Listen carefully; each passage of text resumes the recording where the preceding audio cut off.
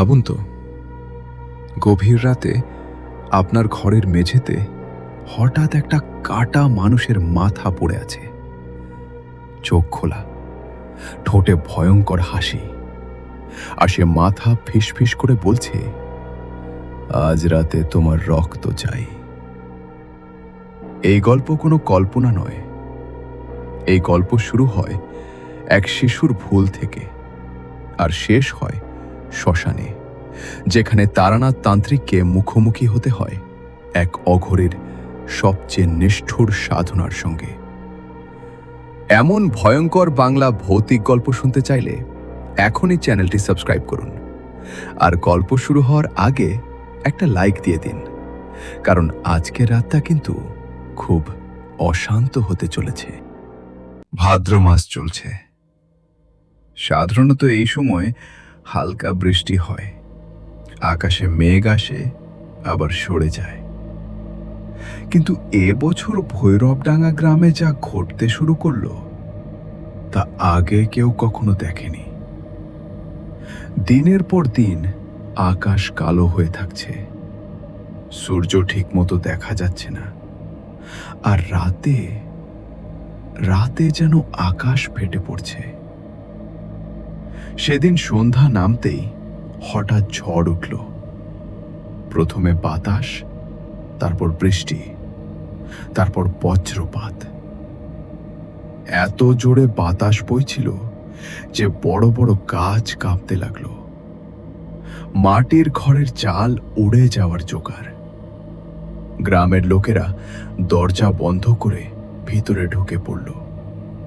বাচ্চারা কাঁদতে লাগলো, বুড়োরা বলাবলি করতে শুরু করলো, এরকম ভাদ্র মাস আমরা জীবনে দেখিনি, এটা ভালো লক্ষণ নয়।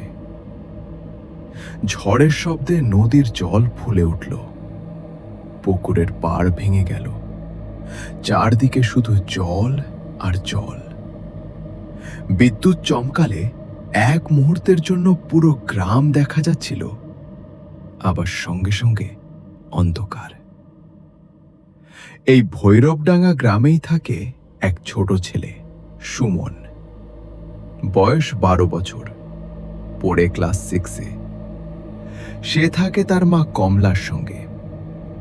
সুমনের বাবা 3 বছর আগে মারা গেছে। তারপর থেকে এই ছোট সংসারের সব দায়িত্ব ধীরে ধীরে সুমনের কাঁধেই এসে পড়েছে। ভোরে উঠে সে জাল নিয়ে পুকুরে যায়, মাছ ধরে। সকালবেলা হাটে বিক্রি করে, তারপর স্কুল, রাতে পড়াশোনা। ঝড়ের রাতে অন্য বাচ্চারা যখন মায়ের গায়ে লুকিয়ে থাকে, সুমন তখন জানলার ধারে দাঁড়িয়ে বাইরে তাকাচ্ছিল। বাতাসে গাছের ডাল ভেঙে পড়ছে, দূরে কোথাও কিছু একটা পড়ে যাওয়ার শব্দ হচ্ছে, ধপ করে। কমলা ছেলেকে বলল, ভেতরে আয়, বাইরে তাকাস না। সুমন চুপ করে এলো, কিন্তু তার মনটা অস্থির লাগছিল। ঝড়ের শব্দের মাঝখানে সে যেন অন্য একটা আওয়াজ শুনতে পাচ্ছিল, কেমন যেন ভারী কিছু পড়ে যাওয়ার শব্দ। ঠিক তখনই পাশের বাড়ির বুড়ো লোক চিৎকার করে উঠল, বজ্র পড়েছে মল্লিক বাগানের দিকে। মল্লিক বাগান, এই নাম শুনলেই গ্রামের লোকের গা ছমছম করে। ওটা গ্রামের জমিদার রুদ্রেশ্বর মল্লিকের পুরনো বাগান। বড় বড় তাল গাছ, আম গাছ, জাম গাছ। দিনে মানুষ যায়, কিন্তু রাতে কেউ ওদিকে যায় না। ঝড়ের তাণ্ডব আরো বাড়ল। রাত গভীর হতে লাগলো। এই রাতেই এমন এক ঘটনা ঘটতে চলেছে, যার কথা ভৈরবডাঙ্গা গ্রাম সারা জীবন মনে রাখবে। এই রাতেই একটা ভুল সিদ্ধান্ত একটা নিরীহ বাচ্চাকে ভয়ঙ্কর অন্ধকারের মুখোমুখি দাঁড় করিয়ে দেবে। আর এই রাত থেকেই এক পৈশাচিক কাহিনী শুরু হবে। ঝড়ের তাণ্ডব একটু কমলেও ভৈরবডাঙ্গা গ্রামের ভয় কমল না। আকাশ এখনো কালো, মেঘগুলো যেন নড়ছে না, এক জায়গায় আটকে আছে। মাঝে মাঝে বিদ্যুৎ চমকাচ্ছে, কিন্তু বজ্রপাতের শব্দ অনেক দেরিতে আসছে, যেন আকাশ আর মাটির মাঝখানে কোথাও শব্দ আটকে যাচ্ছে। গ্রামের বুড়োরা বলা বলি করতে লাগলো, এটা স্বাভাবিক ঝড় নয়, বজ্র যদি ঠিক সময়ে না বাজে বুঝতে হবে কিছু একটা গোলমাল আছে। ঝড়ের রাতে সাধারণত কুকুর ডাকতে থাকে, ব্যাঙ ডাকে, পোকামাকড়ের আওয়াজ শোনা যায়, কিন্তু আজ অদ্ভুতভাবে কেউ ডাকছে না, কেবল বাতাস আর বৃষ্টির শব্দ। মল্লিক বাগানের দিক থেকে হঠাৎ একবার খুব ভারী শব্দ হলো, ধপ করে। শব্দটা তাল পড়ার মতো নয়, মনে হলো কিছু ভারী জিনিস মাটিতে আছড়ে পড়েছে। সুমনের বুকটা কেঁপে উঠল। সে জানলার কাছে দাঁড়িয়েছিল। কমলা তখন উনুনে আগুন সামলাচ্ছিল। বিদ্যুৎ চমকালো। এক মুহূর্তের জন্য পুরো মল্লিক বাগান দেখা গেল। তাল গাছগুলো কাঁপছে, কিন্তু সুমনের চোখ আটকে গেল গাছের নিচে। মাটিতে যেন কিছু পড়ে আছে, গোল নয়, লম্বাও নয়, কেমন যেন বেটে, ভারী, অদ্ভুত আকারের। পরের মুহূর্তেই আবার অন্ধকার। মা, সুমন ফিসফিস করে বলল। কমলা ফিরে তাকালো। কি হয়েছে? সুমন কিছু বলল না। কেন যেন সে বলতে চাইছে না। মনে হচ্ছে বললে কিছু একটা খারাপ হবে। গ্রামের অন্যদিকে তখন আরো কিছু অদ্ভুত ঘটনা ঘটছিল। নিধু মাঝির বাড়ির সামনে বাঁশঝাড়টা হঠাৎ নিজে নিজেই তুলে উঠল, হাওয়া ছাড়াই।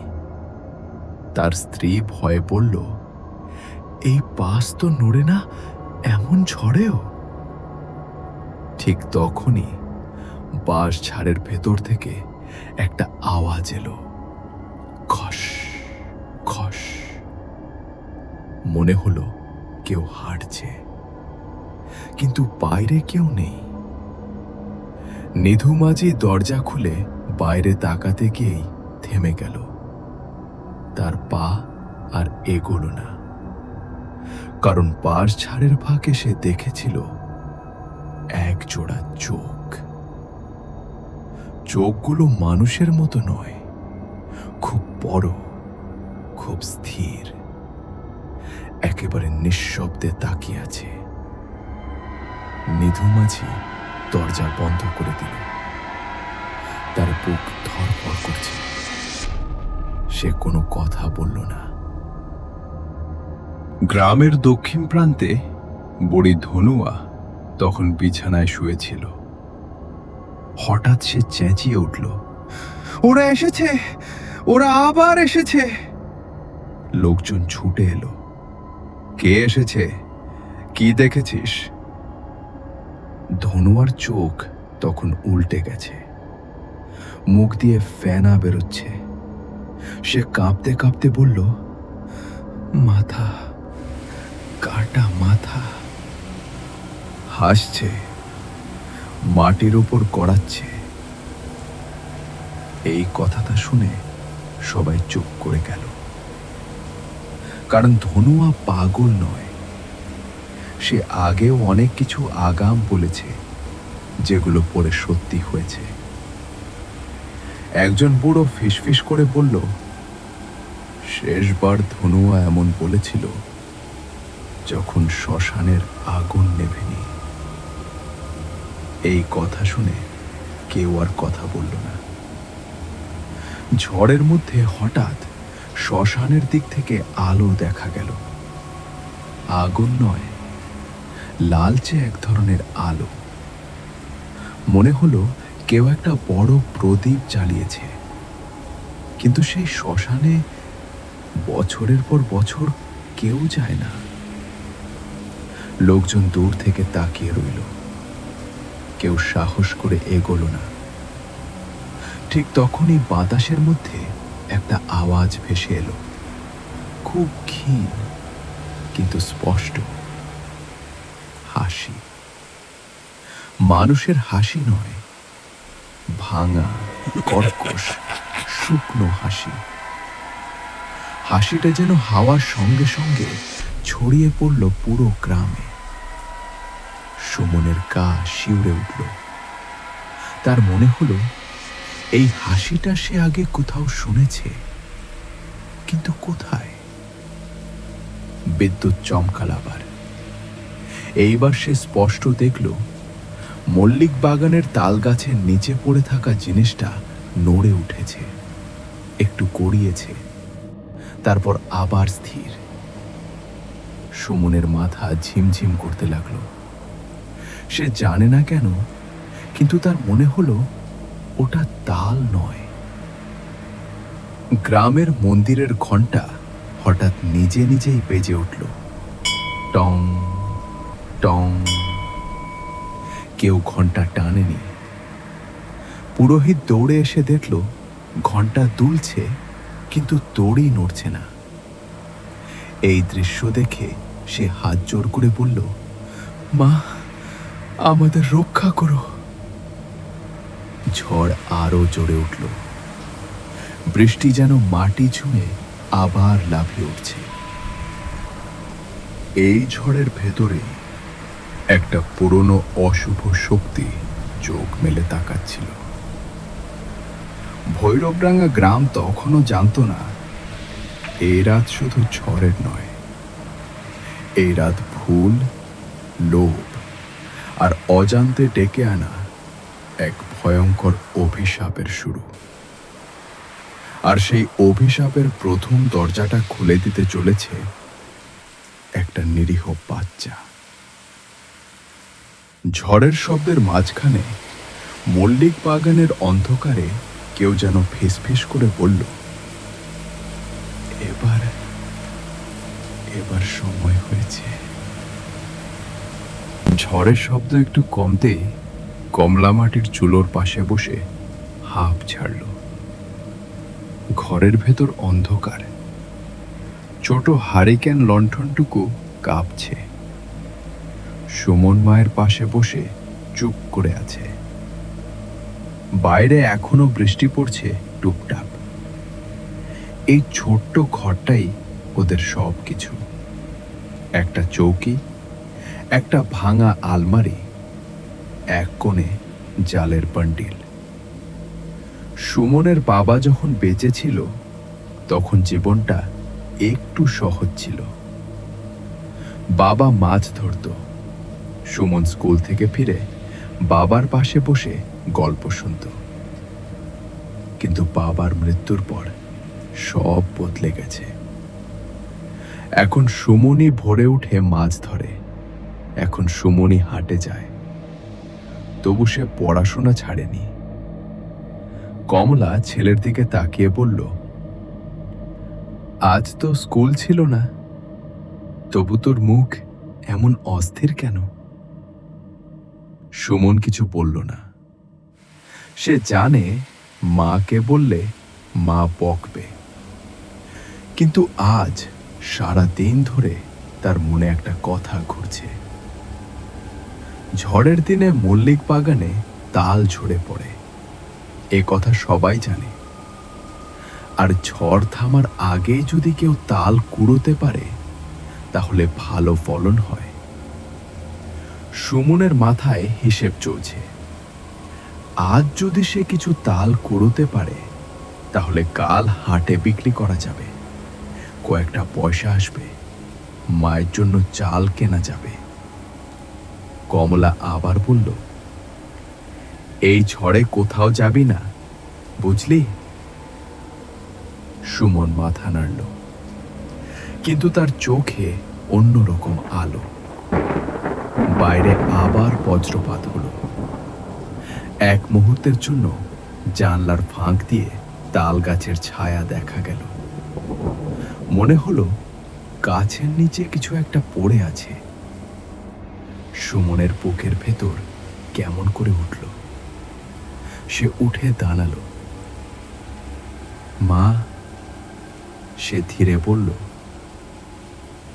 আমি একটু মল্লিক বাগান ঘুরে আসি, ঝড়ে তাল পড়েছে।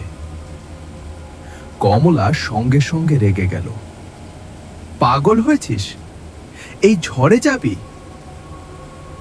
সুমন চুপ করে বাজারের পুরনো থলেটা তুলে নিল। মায়ের কথা আর শুনল না। কমলা চিৎকার করল, এই ছেলে, ফিরবি তো? সুমন দরজা খুলে বেরিয়ে গেল। বৃষ্টির মধ্যে তার ছোট শরীরটা অন্ধকারে মিলিয়ে গেল। এই ছোট সিদ্ধান্তই আজ রাতের সবচেয়ে বড় ভুল হতে চলেছে। ঝড়ের সঙ্গে সঙ্গে ভয়ও তার পিছু নিল। কমলা যখন ঘরের মেঝেতে শুয়ে পড়ল, তখন রাত আরো গভীর হয়েছে। ঝড়ের শব্দ একটু কমেছে, কিন্তু আকাশের গর্জন এখনো থামেনি। মাঝে মাঝে বিদ্যুৎ চমকাচ্ছে। সেই আলোয় ঘরের কাঁচা দেয়ালে অদ্ভুত ছায়া পড়ছে, কখনো বড়, কখনো ছোট, কখনো মনে হচ্ছে কেউ দাঁড়িয়ে আছে। সুমনের চোখে ঘুম নেই। সে চৌকির এক কোণে বসে আছে। মায়ের মুখের দিকে তাকিয়ে তাকিয়ে তার বুক ভারী হয়ে উঠছে। কমলা ঘুমোচ্ছে, কিন্তু শান্ত ঘুম নয়। মাঝে মাঝেই সে কেঁপে উঠছে, কখনো ফিসফিস করে কিছু বলছে, যাস না, ওদিকে যাস না। সুমনের বুকটা ধক করে উঠল। সে জানে এই কথাগুলো তার জন্যই। বাবা বেঁচে থাকতে এমন ঝড়ের রাতে তারা তিনজন একসঙ্গে বসে থাকত। বাবা গল্প করত। ঝড়কে তখন ভয় লাগতো না। এখন ঝড় এলেই মনে হয় সবকিছু ভেঙে পড়বে। সুমন জানলার দিকে তাকালো। মল্লিক বাগানের দিকটা এখান থেকে পুরো দেখা যায় না, কিন্তু তাল গাছগুলোর মাথা দেখা যায়। অন্ধকারে গাছগুলোকে আজ অন্যরকম লাগছে, যেন তারা নড়ছে না, তাকিয়ে আছে। সুমন চোখ সরিয়ে নিল। তার মনে পড়ল সকালের কথা। আজ সকালে চাল প্রায় শেষ হয়ে গিয়েছিল। কমলা হিসেব কষে বলেছিল, আর 2 দিন চলবে, তারপর কি করব জানি না। সেই কথা শুনে সুমন চুপ করেছিল, কিন্তু তার ভেতরে তখনই কিছু একটা জন্মেছিল। একটা তাড়না, একটা চাপা লোভ। ঝড়ের দিনে তাল কুড়োনো মানেই বাড়তি পয়সা, এটা সে জানে। গ্রামে সবাই জানে, কিন্তু সবাই চায় না, বিশেষ করে মল্লিক বাগানে। মল্লিক বাগান নিয়ে ছোটবেলা থেকেই গল্প শুনে এসেছে সুমন। কেউ বলে ওখানে রাতে আলো জ্বলে, কেউ বলে শ্মশান থেকে কেউ হেঁটে আসে, কেউ বলে মল্লিক জমিদারের আমলে ওখানে অনেক রক্ত পড়েছিল। এইসব কথা সে আগে পাত্তা দেয়নি, কিন্তু আজ সব কথা আলাদা লাগছে। বাইরে আবার হালকা বাতাস উঠল। জানলার কপাট কেঁপে উঠল। খটখট শব্দ। সুমনের বুক কেঁপে উঠল। সে উঠে গিয়ে জানলার কপাটটা একটু খুলল। বাইরের হাওয়া ঠান্ডা, বৃষ্টির গন্ধ, আর তার সঙ্গে একটা অদ্ভুত গন্ধ, কেমন যেন লোহার গন্ধ, রক্তের মতো। সুমন নাক কুঁচকে ফেলল। এ কি? সে ফিসফিস করে বলল। হঠাৎ দূরে মল্লিক বাগানের দিক থেকে একটা আওয়াজ এলো, খুব হালকা কিন্তু স্পষ্ট। ধপ। মনে হলো কিছু পড়ল। সুমনের মাথার ভেতর যেন কেউ ফিসফিস করে বলল, দেখে আয়, শুধু দেখে আয়। সে চমকে উঠল, চারদিকে তাকালো। ঘরে কেউ নেই, মা ঘুমোচ্ছে। তবু সেই আওয়াজটা যেন তার কানের ভেতরেই থেকে গেল।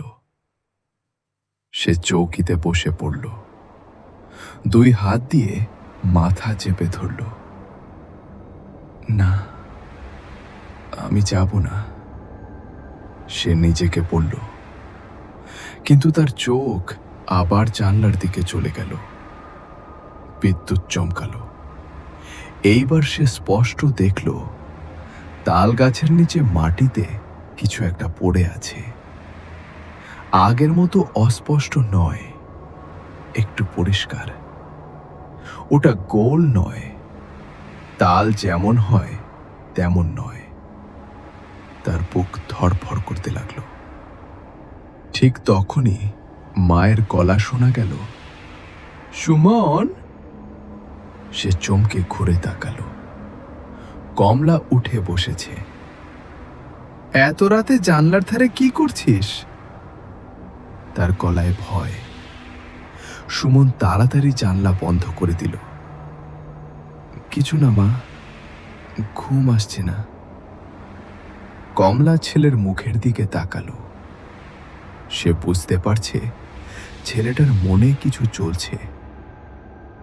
শোন, কমলা ধীরে বলল, এই ঝড়ে কোথাও যাবি না, মল্লিক বাগানের ধারেও না, বুঝলি? সুমন মাথা নাড়ল। হ্যাঁ মা।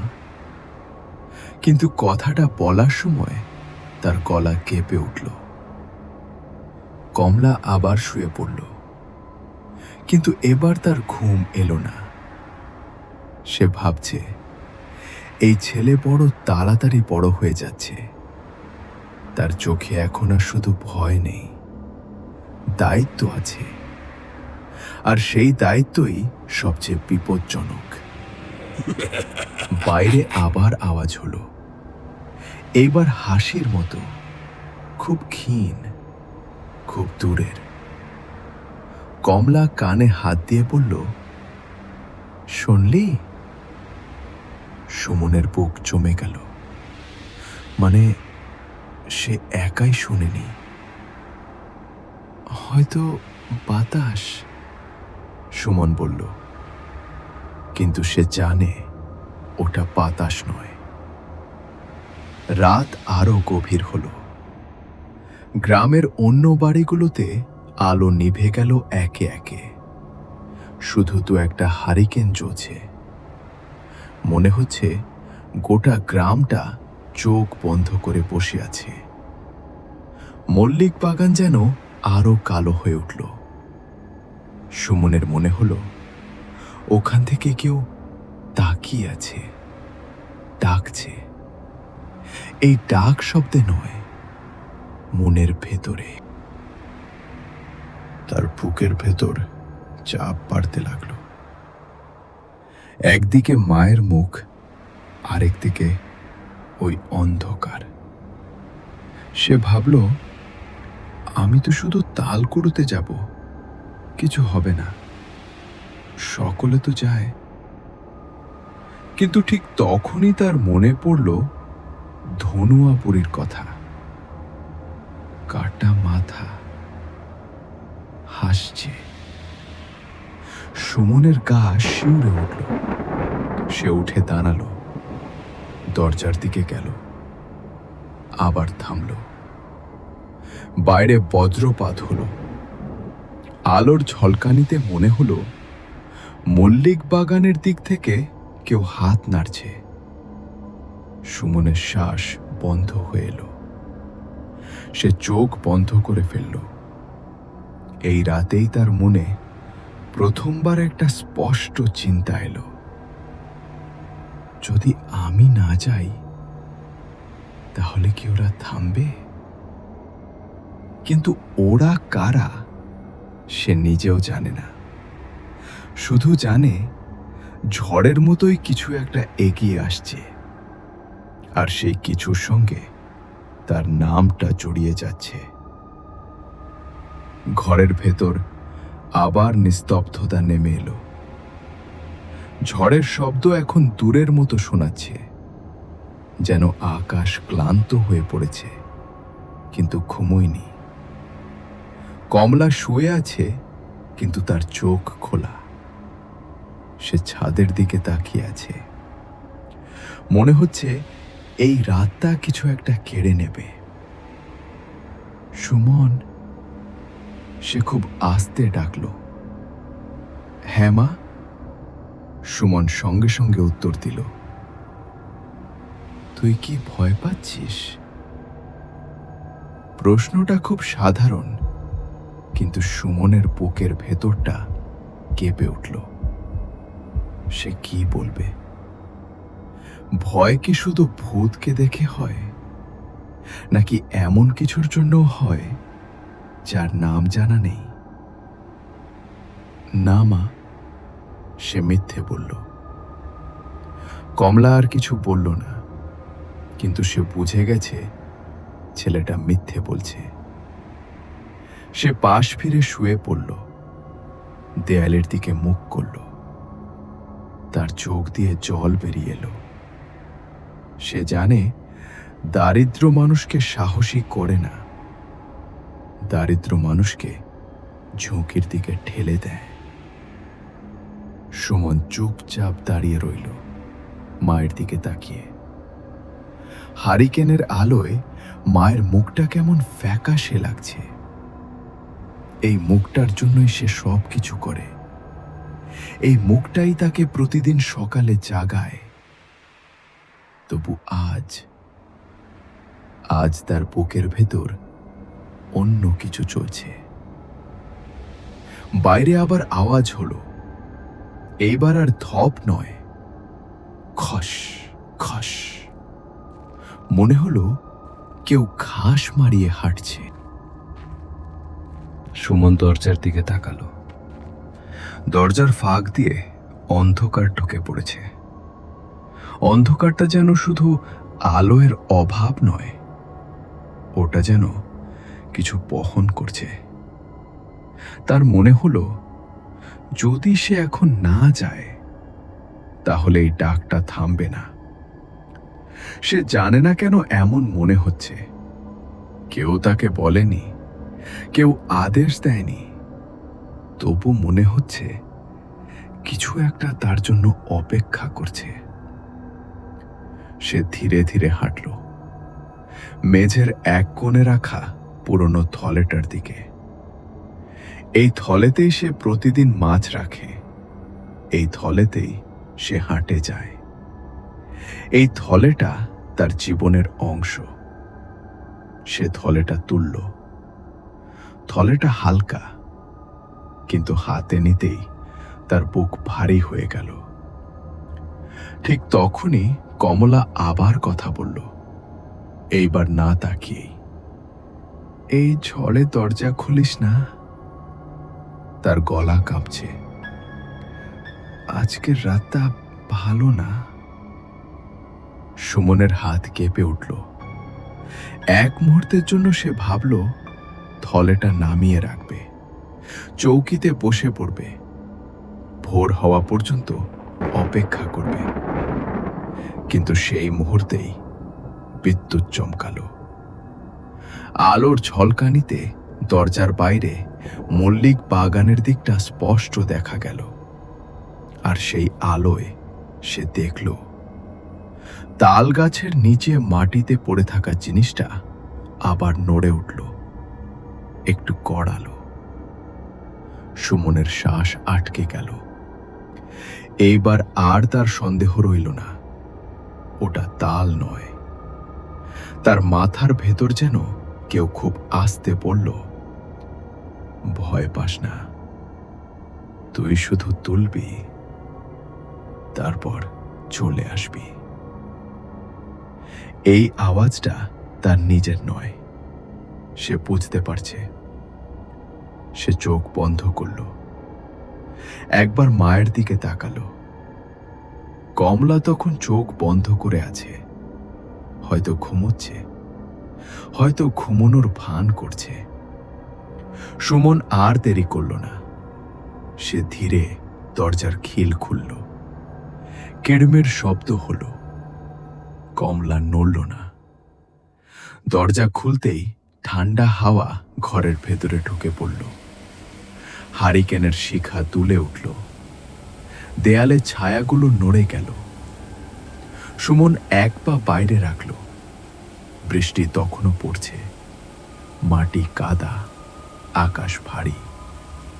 সে আর পেছনে তাকালো না, কারণ পেছনে তাকালে হয়তো সে থেমে যেত। আর সে জানে না কেন, কিন্তু থেমে যাওয়াটাই আজ রাতে সবচেয়ে বড় বিপদ মনে হচ্ছে। সে থলেটা কাঁধে ঝুলিয়ে মল্লিক বাগানের দিকে হাঁটতে লাগল। তার ছোট পায়ের শব্দ বৃষ্টির আওয়াজে চাপা পড়ে গেল। ভৈরবডাঙ্গা গ্রাম তখন ঘুমোচ্ছে না। গ্রাম চোখ বন্ধ করে অপেক্ষা করছে। আর মল্লিক বাগানের অন্ধকারে কেউ যেন ধীরে ধীরে হাসছে।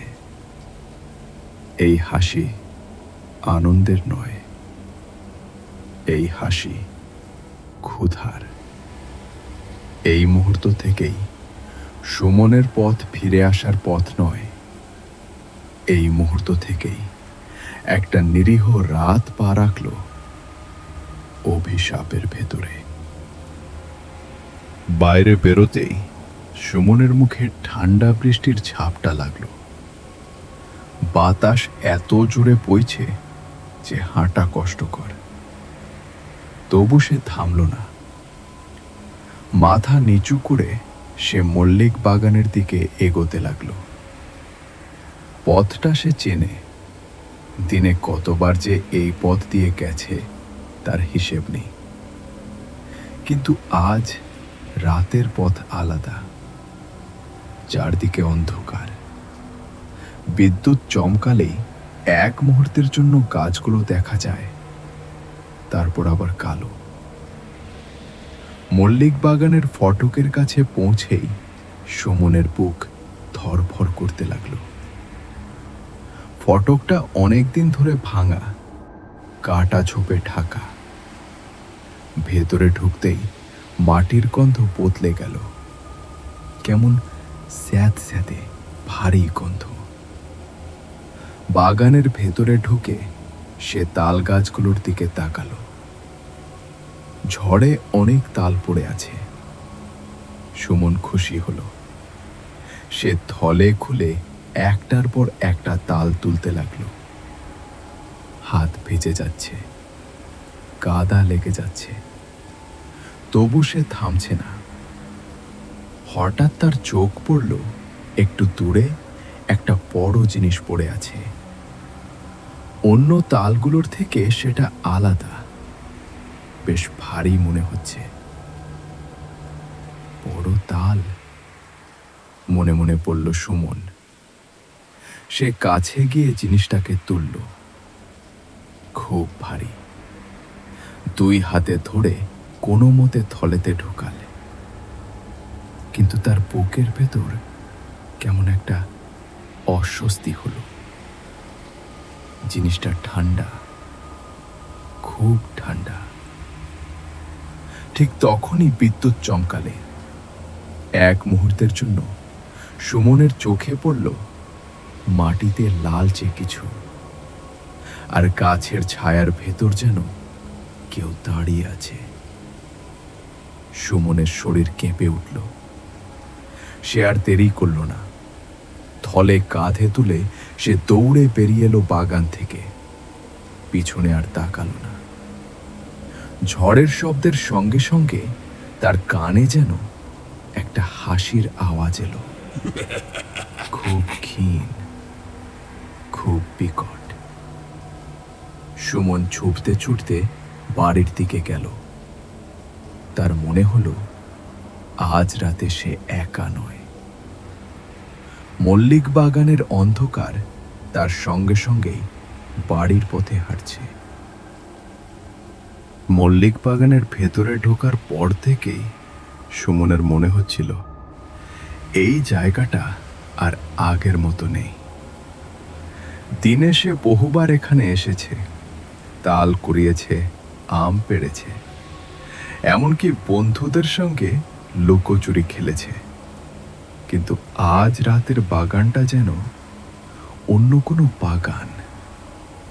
মাটির গন্ধ বদলে গেছে, সাধারণ ভেজা মাটির গন্ধ নয়, কেমন যেন ভারী, লোহার মতো, রক্তের মতো। সুমন থমকে দাঁড়ালো।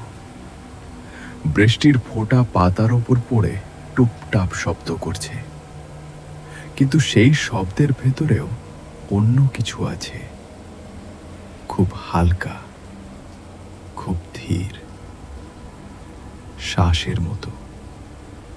সে কান খাড়া করল। না, কেউ কথা বলছে না, কেউ হাঁটছে না। তবু মনে হচ্ছে এই বাগানে সে একা নয়। বিদ্যুৎ চমকাল। এক মুহূর্তের জন্য চারদিক আলোকিত হয়ে উঠল। তাল গাছগুলো মাথা নিচু করে দাঁড়িয়ে আছে, আম গাছের ডালগুলো ছায়ার মতো ঝুলছে, আর গাছের ফাঁকে ফাঁকে অন্ধকার। এই অন্ধকার আলোর অভাব নয়, এই অন্ধকার যেন জিনিস। বিদ্যুৎ নিভে যেতেই আবার সব কালো। সুমন থলেটা শক্ত করে ধরল। তার আঙুল কাদা মাখা, হাত ঠান্ডা। সে এক পা এগোলো। মাটিতে কাদা, পা বসছে, শব্দ হচ্ছে চপচপ। এই শব্দে তার নিজেরই গা ছমছম করছে। তাড়াতাড়ি কর, সে নিজেকে বলল। তাল কুড়িয়ে পেরিয়ে যাব। সে জানে তালগুলো পড়ে থাকে তাল গাছের নিচে। সে চোখ নামিয়ে তাকালো। একটা তাল, আর একটা। সে থলেতে তুলল, কিন্তু তার চোখ বারবার চলে যাচ্ছে একটু দূরের দিকে, সেই জায়গাটায় যেখানে সে প্রথম ভারী কিছু পড়ার শব্দ শুনেছিল। বিদ্যুৎ চমকাল আবার।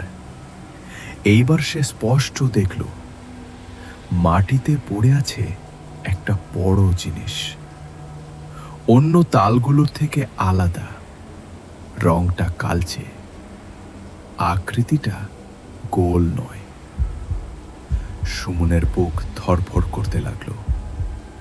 সে ধীরে ধীরে এগোলো। প্রতিটা পা ফেলার সঙ্গে সঙ্গে মনে হচ্ছে মাটি একটু নড়ছে।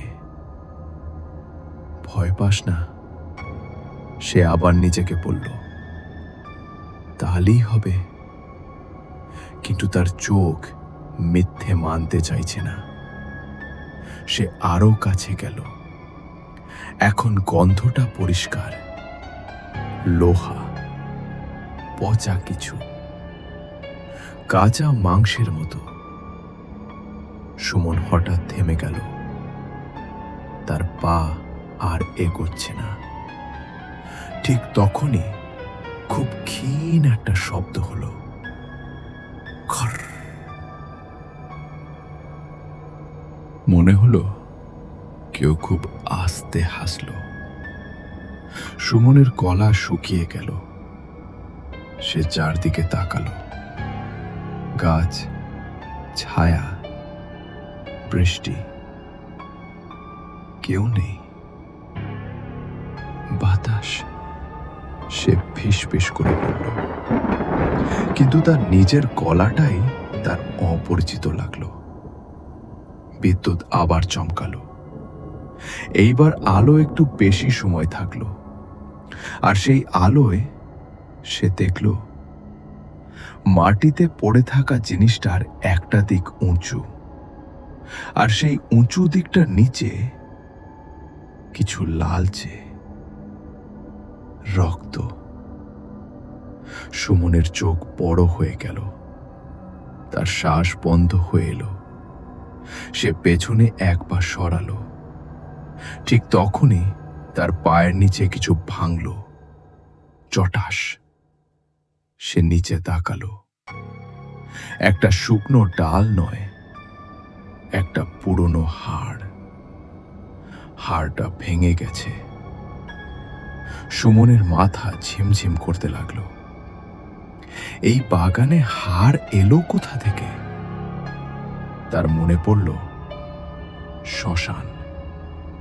মল্লিক বাগানের পিছনেই পুরনো শ্মশান।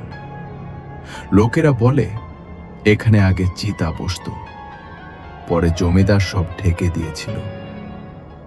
সুমনের গলা দিয়ে অস্পষ্ট একটা শব্দ বেরোল।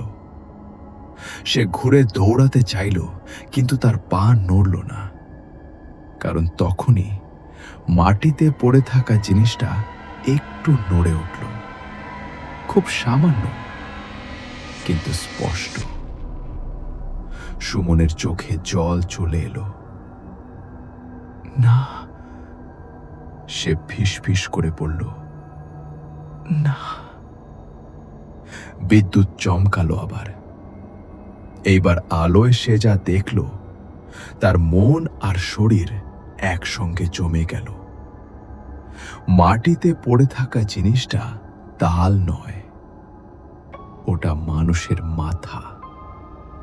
চুল ভিজে লেপ্টে আছে, মুখটা মাটির দিকে, কানটা স্পষ্ট দেখা যাচ্ছে। এক মুহূর্তের জন্য পুরো বাগানটা যেন চুপ করে গেল। বৃষ্টি থেমে গেছে বলে মনে হলো। পোকা ডাকছে না, পাতা নড়ছে না, শুধু সুমনের হৃৎপিণ্ডের শব্দ। ধক ধক। তার মাথা কাজ করছে না। সে ভাবছে, এটা হতে পারে না, আমি ভুল দেখছি। সে চোখ বন্ধ করল। 1, 2, আবার চোখ খুলল। মাথাটা এখনো সেখানে, আর তখনই মাথাটার চোখ খুলে গেল। মাথাটার চোখ খুলে গেল। একদম হঠাৎ নয়, ধীরে, খুব ধীরে। প্রথমে মনে হলো শুধু চোখের পাতা কাঁপল, তারপর চোখ দুটো পুরো খুলে গেল। চোখের ভেতর কোনো আলো নেই, কোনো ভাব নেই, তবু সোজা তাকিয়ে আছে। বাইরে বেরোতেই সুমনের মুখে ঠান্ডা বৃষ্টির ঝাপটা লাগলো। বাতাস এত জোরে বইছে যে হাঁটা কষ্টকর। তবু সে থামল না। মাথা নিচু করে সে মল্লিক বাগানের দিকে এগোতে লাগলো। পথটা সে চেনে। দিনে কতবার যে এই পথ দিয়ে গেছে তার হিসেব নেই। কিন্তু আজ রাতের পথ আলাদা। চারদিকে অন্ধকার। বিদ্যুৎ চমকালেই এক মুহূর্তের জন্য গাছগুলো দেখা যায়, তারপর আবার কালো। মল্লিক বাগানের ফটকের কাছে পৌঁছেই সুমনের বুক ধড়ফড় করতে লাগলো। ফটকটা অনেকদিন ধরে ভাঙা, কাটা ঝোপে ঢাকা। ভেতরে ঢুকতেই মাটির গন্ধ বদলে গেল। কেমন স্যাঁতস্যাঁতে ভারী গন্ধ। বাগানের ভেতরে ঢুকে সে তাল গাছগুলোর দিকে তাকালো। ঝড়ে অনেক তাল পড়ে আছে। সুমন খুশি হলো। সে থলে খুলে একটার পর একটা তাল তুলতে লাগলো। হাত ভিজে যাচ্ছে, কাদা লেগে যাচ্ছে, তবু সে থামছে না। হঠাৎ তার চোখ পড়ল একটু দূরে একটা বড় জিনিস পড়ে আছে। অন্য তালগুলোর থেকে সেটা আলাদা, বেশ ভারী মনে হচ্ছে। বড় তাল, মনে মনে বলল সুমন। সে কাছে গিয়ে জিনিসটাকে তুলল। খুব ভারী। দুই হাতে ধরে কোনো মতে থলেতে ঢোকালে, কিন্তু তার বুকের ভেতর কেমন একটা অস্বস্তি হলো। জিনিসটা ঠান্ডা, খুব ঠান্ডা। ঠিক তখনই বিদ্যুৎ চমকালে। এক মুহূর্তের জন্য সুমনের চোখে পড়ল মাটিতে লালচে কিছু, আর গাছের ছায়ার ভেতর যেন কেউ দাঁড়িয়ে আছে।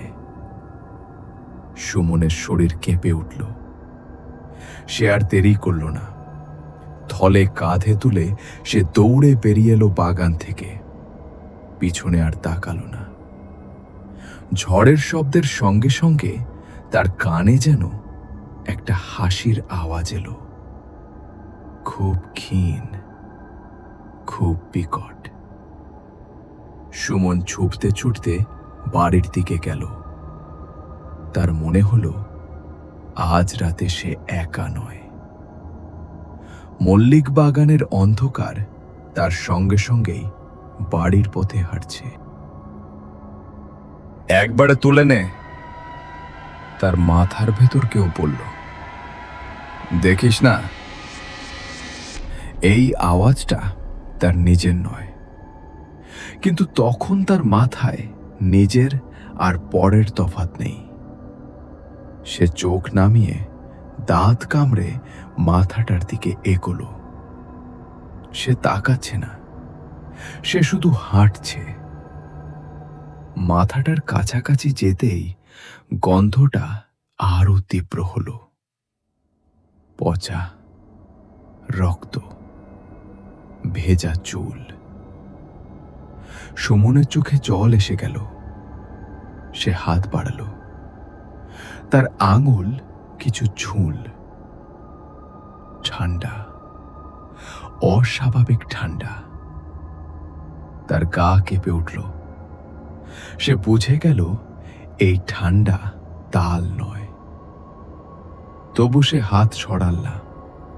সে দুই হাতে ধরল। ওজনটা অস্বাভাবিক। তাল যতটা ভারী হয়, এটা তার চেয়েও ভারী। আর সেই ওজনের সঙ্গে নরম কিছু, চুল। তার আঙুলের ফাঁকে চুল ঢুকে গেল। সুমনের গলা দিয়ে একটা অস্পষ্ট শব্দ বেরোলো। সে আর ভাবল না। সে চোখ বন্ধ করে এক টানে জিনিসটা তুলে নিল। ঠিক তখনই মাথাটার চোখ বন্ধ হয়ে গেল। হাসি থেমে গেল। এক মুহূর্তের জন্য বাগানটা নিস্তব্ধ। সুমনের মনে হলো সে যেন ভুল কিছু করেছে, খুব বড় ভুল।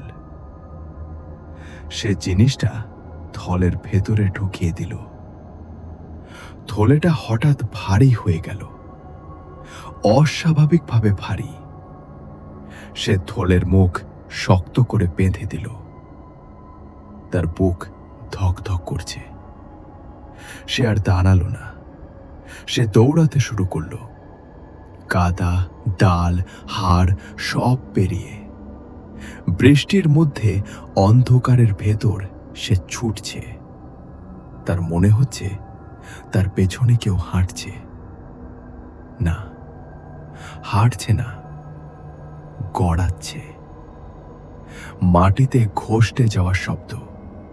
খর খর। সে পেছনে তাকালো না, কারণ তার মনে হচ্ছে তাকালে সে আর দৌড়াতে পারবে না। বাগানের ফটক পার হতেই বাতাস হঠাৎ ঠান্ডা হয়ে গেল। মনে হলো সে কিছু একটা বয়ে নিয়ে যাচ্ছে। শুধু থলের ভেতরের জিনিস নয়, কিছু অদৃশ্য, কিছু অশুভ। সে দৌড়াতে দৌড়াতে ভাবল বাড়ি পৌঁছলেই সব ঠিক হয়ে যাবে। কিন্তু মল্লিক বাগানের অন্ধকারে পিছনে কেউ যেন খুব আস্তে বলল, আমাকে বাড়ি নিয়ে চলেছিস। সুমনের পা হড়কে গেল, কিন্তু সে পড়ল না। সে দৌড়াল, আর সেই দৌড়ের সঙ্গে সঙ্গে একটা পৈশাচিক ভুল তার ঘরের পথ ধরে হাঁটতে শুরু করল। সুমন যখন ভিজে জামা কাপড়ে বাড়ির দরজায় পৌঁছালে তখন তার শরীর কাঁপছিল। ঠান্ডায় নয়, ভেতরের অজানা ভয়ে। কমলা দরজা খুলতেই এক ঝাঁক হাওয়া ঘরের ভেতরে ঢুকে পড়ল। লণ্ঠনের আলো দুলে উঠল। এত দেরি করলি কেন? কমলা রেগে গিয়ে বলল। সুমন কিছু বলল না। সে চুপচাপ থলেটা মাটিতে নামিয়ে রাখল। তার বুকের ভেতর তখন ঠিপ ঠিপ করছে। বাগান থেকে ফেরার পর থেকেই তার মনে হচ্ছে কেউ যেন তাকে দেখছে, কেউ যেন তার পেছনে পেছনে এসেছে। কমলা থলের দিকে তাকিয়ে বলল, এত তাল পেলি? সুমন মাথা নাড়ল। হ্যাঁ মা, একটা তাল খুব বড়। এই কথা বলে সে থলের মুখ খুলল। প্রথমে কয়েকটা তাল গড়িয়ে মেঝেতে পড়ল।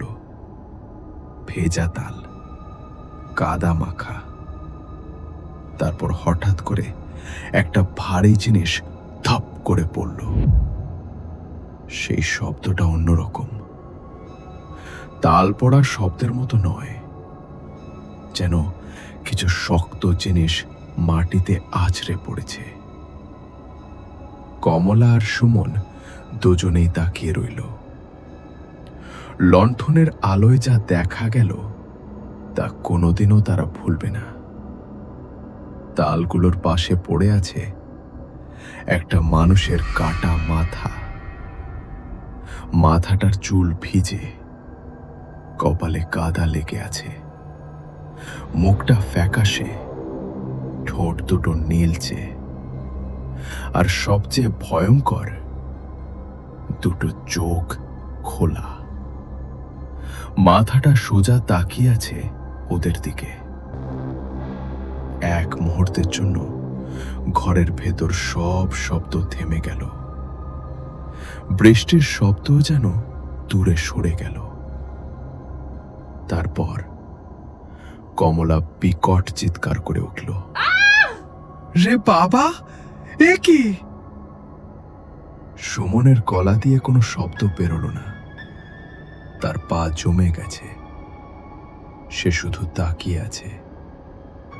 মাথাটার চোখ নড়ল, ঠোঁট ধীরে ধীরে ফাঁক হলো।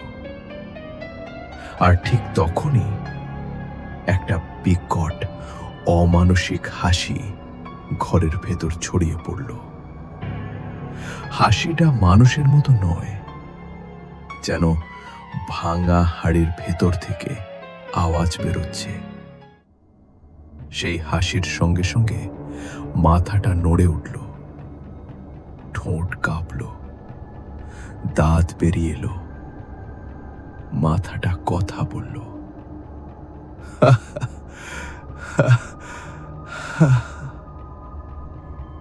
কমলা মাটিতে বসে পড়ল। তার শরীর কাঁপছে। সুমনের হাত শক্ত হয়ে মুঠো বেঁধে গেছে। সে বুঝতে পারছে না কি করবে। পালাবে নাকি মাকে ধরবে? মাথাটা আবার হাসল। আমাকে বাড়ি এনেছিস কেন? তার গলা ভারী, বিকৃত। সুমন তখনও কোনো কথা বলতে পারছে না। তার মনে পড়ছে বাগানে পড়ে থাকা সেই বড় তাল। তার বুকের ভেতর যেন কিছু ভেঙে পড়ল। সে বুঝে গেল সে তাল নয়, সে এই মাথাটাকেই তুলে এনেছে। মাথাটা একটু গড়িয়ে সুমনের দিকে এগোলো। মেঝেতে খসতে যাওয়ার শব্দ হলো। তুই আমাকে খেতে এনেছিস?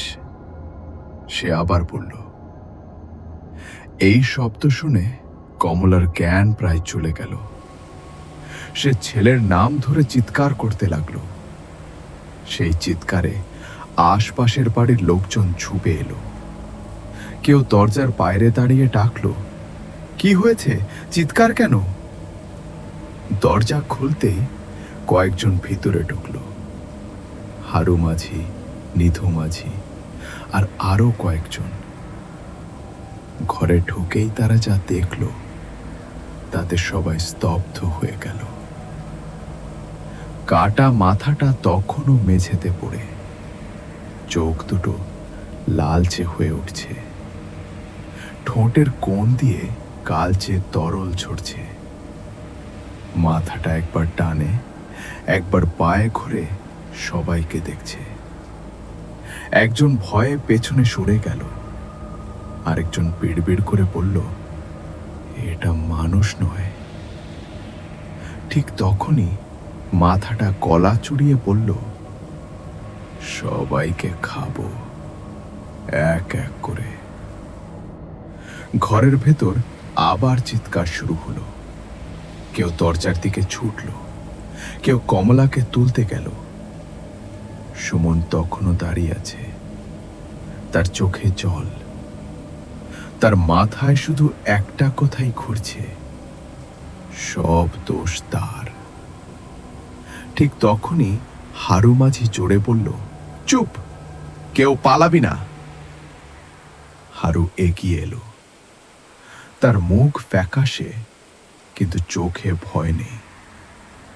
সে মাথাটার দিকে তাকিয়ে বলল, এটা অপদেবতা, জালে আটকাতে হবে। সে সুমনের দিকে তাকিয়ে চিৎকার করে বলল, দৌড়ে মাছ ধরার লোহার জালটা নিয়ে আয়।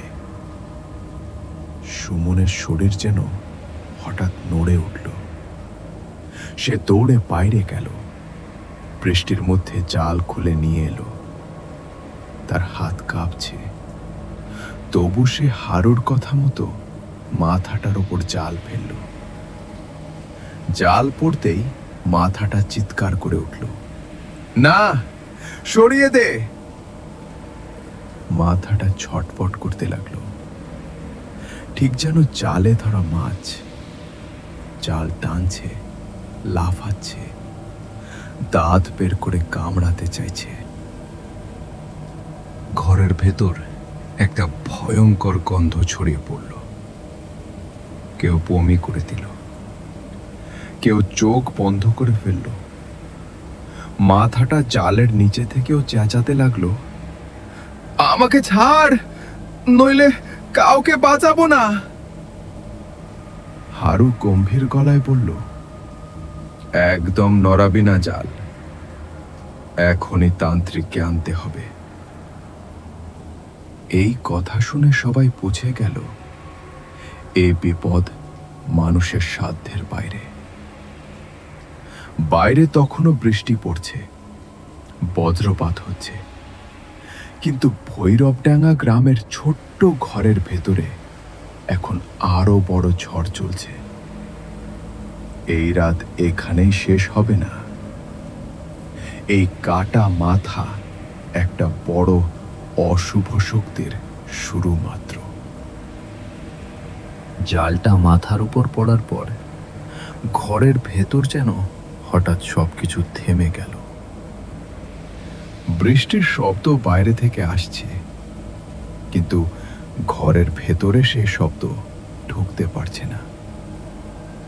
লণ্ঠনের শিখাটা স্থির হয়ে আছে, দেওয়ালের ছায়াগুলো আর নড়ছে না, শুধু নড়ছে জালের ভেতরের কাটা মাথাটা। জালটা টান টান হয়ে আছে, মাথাটা ছটফট করছে, দাঁত বের করে কামড়াতে চাইছে, কিন্তু জালের ফাঁক দিয়ে পারছে না। তার চোখ দুটো এখন লালচে, সেই চোখে কোনো মানবিকতা নেই, শুধু ক্ষুধা। কমলা মেঝেতে পড়ে আছে, সে অজ্ঞান নয়, সে পুরো জ্ঞানেই আছে, কিন্তু নড়তে পারছে না। তার শরীর জমে গেছে, চোখ দুটো খোলা, চোখের কোণে জল জমে আছে। সুমন, তার গলা দিয়ে খুব ক্ষীণ শব্দ বেরোলো। সুমন মায়ের দিকে তাকালো, তার বুকের ভেতরটা ছিঁড়ে গেল। মা, সে কথা শেষ করতে পারল না, কারণ ঠিক তখনই কাটা মাথাটা হেসে উঠল। এই হাসি আগের মতো নয়, এটা আরো পরিষ্কার, আরো কাছে। হাসির সঙ্গে সঙ্গে ঘরের বাতাস ভারী হয়ে গেল, গরম নয়, বরফের মতো ঠান্ডা। সুমনের হাত পা ঠান্ডা হয়ে আসছে, মনে হচ্ছে রক্ত চলাচল থেমে যাচ্ছে। এতদিন পরে, মাথাটা বলল, তার গলা যেন শুকনো কাঠ খসার শব্দ। এতদিন পরে ঘর পেলাম। হারু মাঝি জাল শক্ত করে ধরে আছে, তার হাত কাঁপছে, কিন্তু সে ছাড়ছে না। তার মুখ ফ্যাকাশে, কপাল থেকে ঘাম ঝরছে। চুপ কর, সে গর্জে উঠল, এই ঘর মানুষের। কাটা মাথাটা ধীরে ধীরে হারুর দিকে ঘুরল, তার চোখে এবার কৌতুক। মানুষ, সে বলল, মানুষ তো আমিই ছিলাম। এই কথা শুনে নিধু মাঝি পেছনে এক পা সরে গেল। বাবা গো, সে বিড়বিড় করে বলল, এটাতে কথা বলছে। ঘরের ভেতরে লোকজন বেড়ে গেছে, কেউ দরজার কাছে দাঁড়িয়ে আছে, কেউ বাইরে থেকে উঁকি দিচ্ছে, কিন্তু কেউ পুরো ভেতরে ঢুকতে সাহস পাচ্ছে না। কাটা মাথাটা আবার নড়ে উঠল, জালের সঙ্গে খসতে যাওয়ার শব্দ হলো।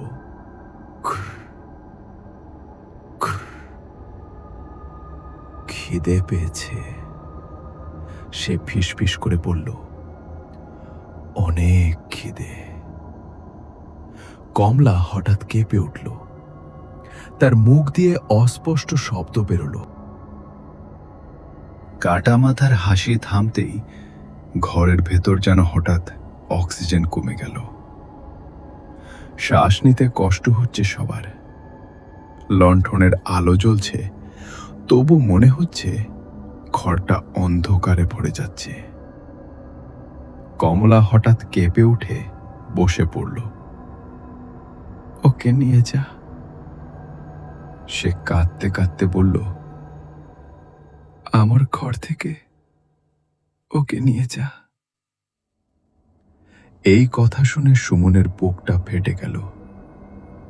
মা, সে এগোতে গিয়েছিল, কিন্তু ঠিক তখনই কাটা মাথাটা হঠাৎ জোরে চেঁচিয়ে উঠল, না!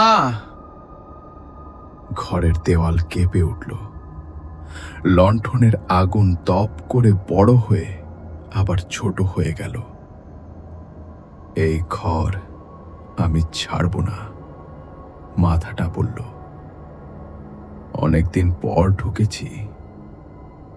হারু মাঝির হাত কেঁপে উঠল, সে দাঁতে দাঁত চেপে জাল ধরে আছে। কেন? সে গর্জে উঠল। কেন আমাদের ঘর? কাটা মাথাটা ধীরে ধীরে চোখ ঘুরিয়ে চারদিকে তাকালো। তার চোখে এবার কোনো হাসি নেই, আছে পুরনো ক্লান্তি। কারণ সে বলল, এই ঘরের দরজা খুলেছিল এক নিষ্পাপ হাত। সবাই একসঙ্গে সুমনের দিকে তাকালো। সুমনের মাথা নিচু হয়ে গেল। সে আর দাঁড়িয়ে থাকতে পারল না। সে মাটিতে বসে পড়ল। আমি চাইনি, সে ফুঁপিয়ে ফুঁপিয়ে বলল। আমি জানতাম না। কাটা মাথাটা চুপ করে রইল। তারপর ধীরে বলল, কেউই জানে না। জানলে কেউ আসতো না। হঠাৎ ঘরের কোণ থেকে একটা চাপা শব্দ এলো। টক টক। মনে হলো কেউ নখ দিয়ে দেওয়াল খুঁটছে। নিধু মাঝি ভয়ে চেঁচিয়ে উঠল, ওইটা আবার কি? সবাই তাকালো। দেওয়ালের গায়ে কালচে দাগ উঠছে। মনে হচ্ছে ভেতর থেকে কিছু চাপ দিচ্ছে। কমলা চিৎকার করে উঠল, আমার ঘর ভেঙে দিচ্ছে, ভেঙে দিচ্ছে। কাটা মাথাটা আবার হাসল। এইবার প্রভু। এই কথা শুনে হারুর মুখ আরো ফ্যাকাশে হয়ে গেল। প্রভু? সে ফিসফিস করে বলল, এটা কারো দাস? মাথাটা কিছু বলল না, শুধু চোখ বন্ধ করল। আর তখনই ঘরের ভেতর হঠাৎ ঠান্ডা হাওয়া বইতে লাগলো। জানলা বন্ধ, দরজা বন্ধ, তবু বাতাস। দেওয়ালের ছায়াগুলো আবার নড়ে উঠল। এইবার শুধু মাথার ছায়া নয়, একটা লম্বা ছায়া, মানুষের মতো, কিন্তু বিকৃত। নিধু মাঝি চোখ ঢেকে ফেলল। আমি আর পারছি না। হারু জোরে বলল, চুপ কর। ভয় পেলে এটা আরো শক্তিশালী হবে। সে চারদিকে তাকালো। সবাই কাঁপছে, কেউ কথা বোঝে না। হারু গভীর শ্বাস নিল। শোন, সে বলল, এই জিনিস এখানে থাকলে ভোর হবে না। একজন কাঁপা গলায় জিজ্ঞেস করল, তাহলে কি করব? হারু এবার পরিষ্কারভাবে বলল, তারানাথ তান্ত্রিক। এই নামটা ঘরের ভেতরে পড়তেই কাটা মাথার চোখ হঠাৎ খুলে গেল। তার চোখে এবার ভয়, খুব ক্ষণিকের জন্য, কিন্তু ছিল। সে মাথাটা ফিসফিস করে বলল, সে এখনো বেঁচে আছে? এই কথাটা কেউ ভুলতে পারল না। হারু বুঝে গেল ঠিক নামেই আঘাত লেগেছে। হ্যাঁ, সে বলল, আর তাকেই ডাকব। কাটা মাথাটা আর হাসল না। সে ধীরে ধীরে চোখ বন্ধ করল। মুখ শক্ত হয়ে গেল। ডাকো, সে বলল, তবে সময় নষ্ট করো না। ভোরের আগে। তার গলা ভারী হয়ে এলো, আমার ক্ষুধা বাড়বে। এই কথা শুনে কমলা হঠাৎ ছেলের হাত চেপে ধরল। সুমন, সে কাঁদতে কাঁদতে বলল, যদি কিছু হয়। কিছু হবে না মা, সুমন বলল, কিন্তু সে নিজেই বিশ্বাস করতে পারছে না।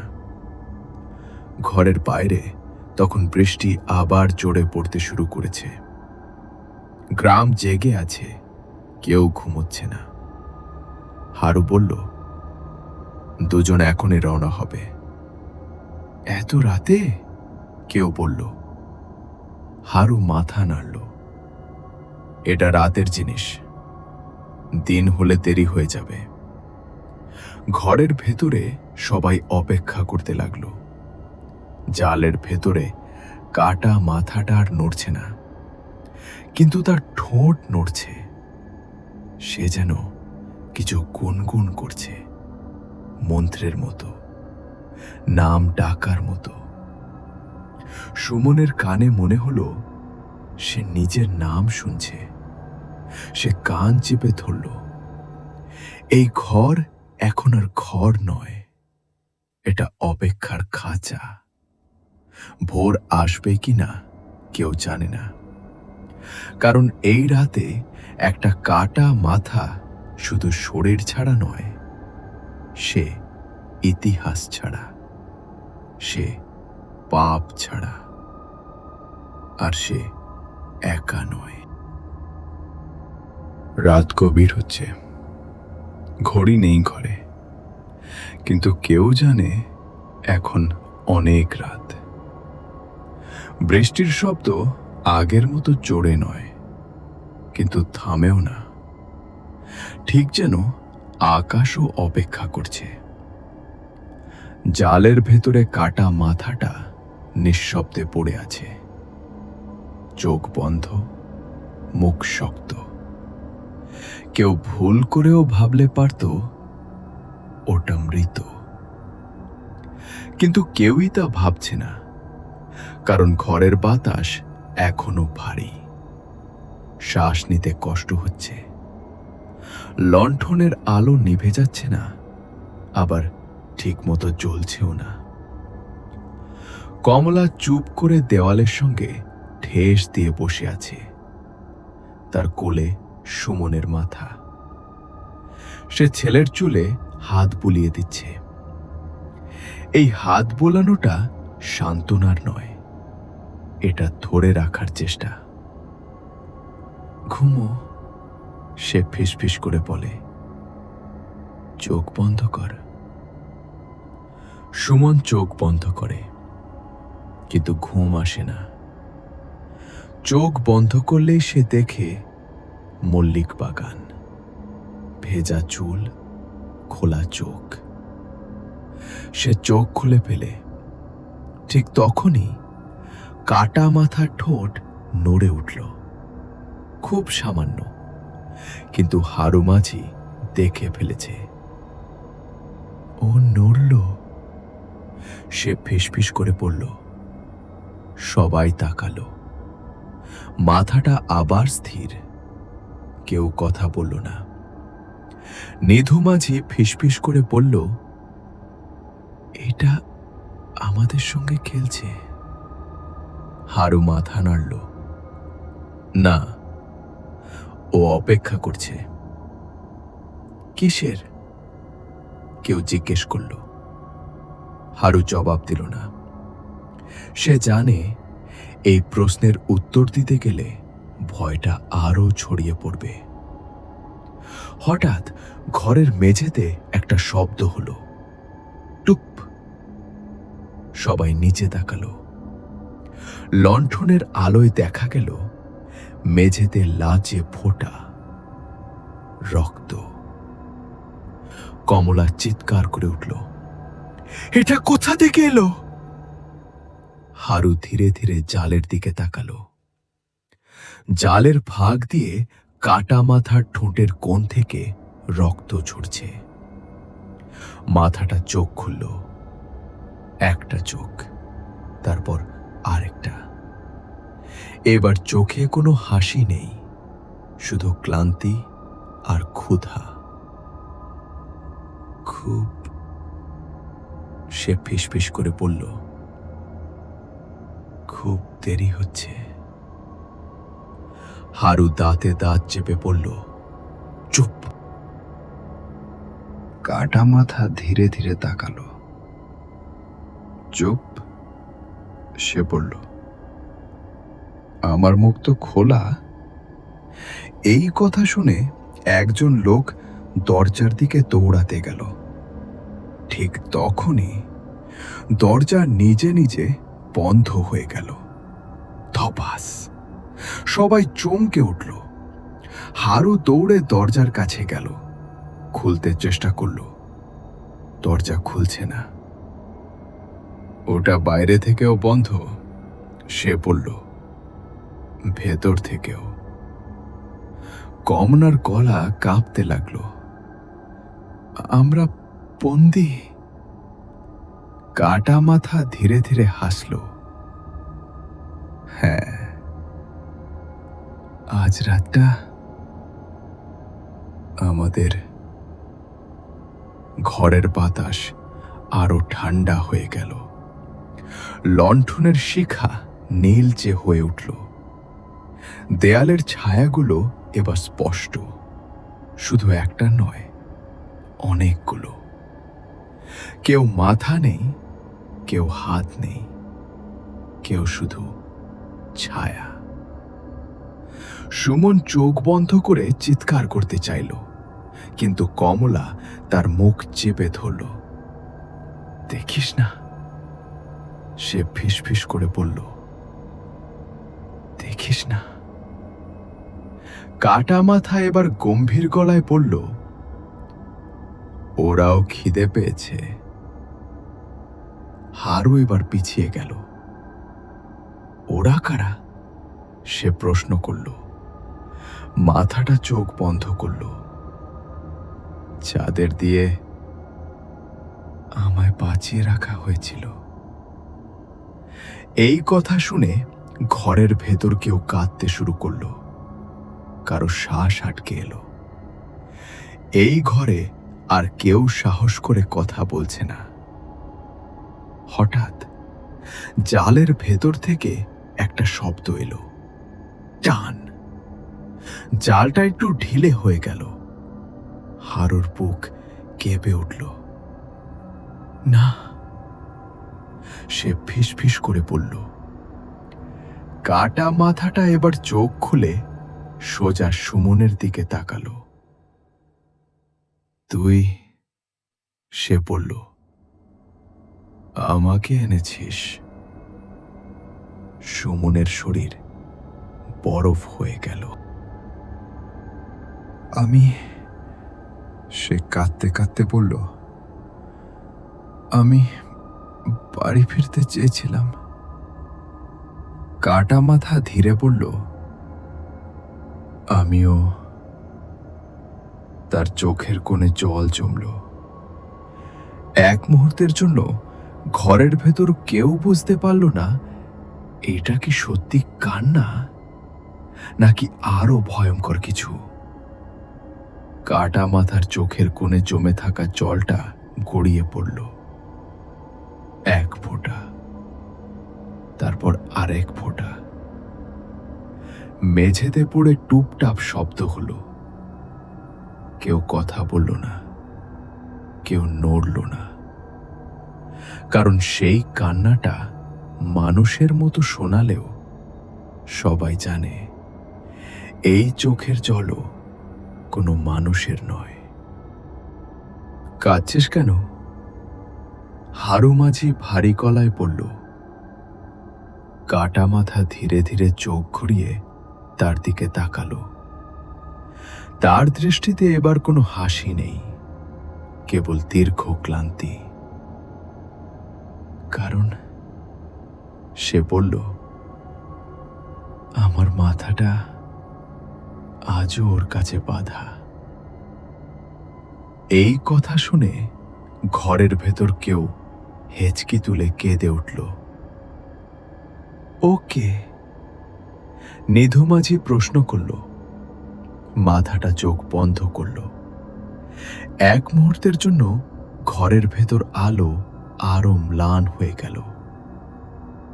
শ্মশানের মালিক, সে বলল, যে আমাকে মাথা ছাড়া রেখে দিয়েছিল।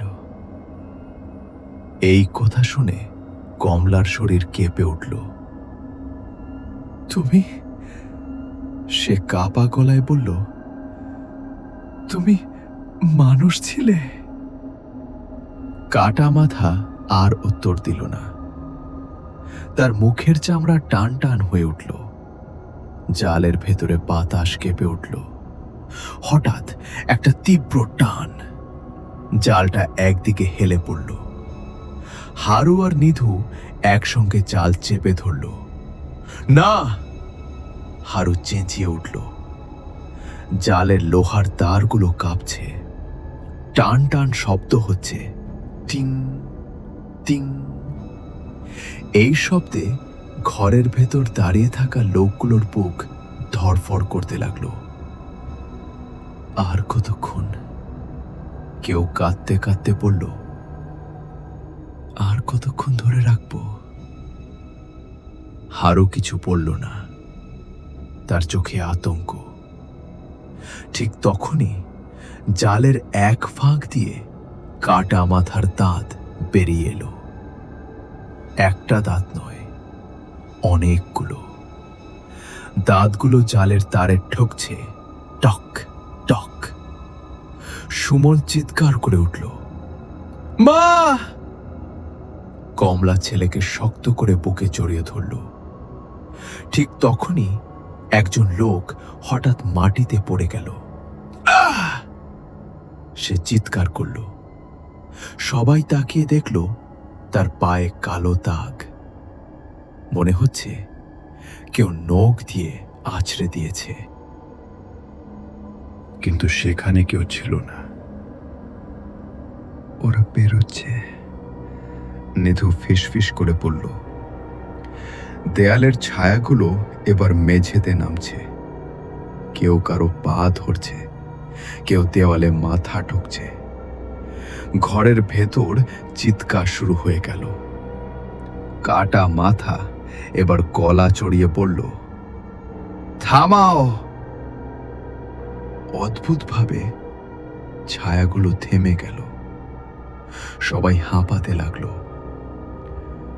আমি যদি বেরিয়ে আসি, মাথাটা বলল, তোমরা কেউ বাঁচবে না। হারু চোখ বন্ধ করল, তারপর ধীরে ধীরে বলল, কলকাতায় লোক পাঠানো হয়েছে। এই কথা শুনে কাটা মাথার চোখ হঠাৎ বড় হয়ে গেল।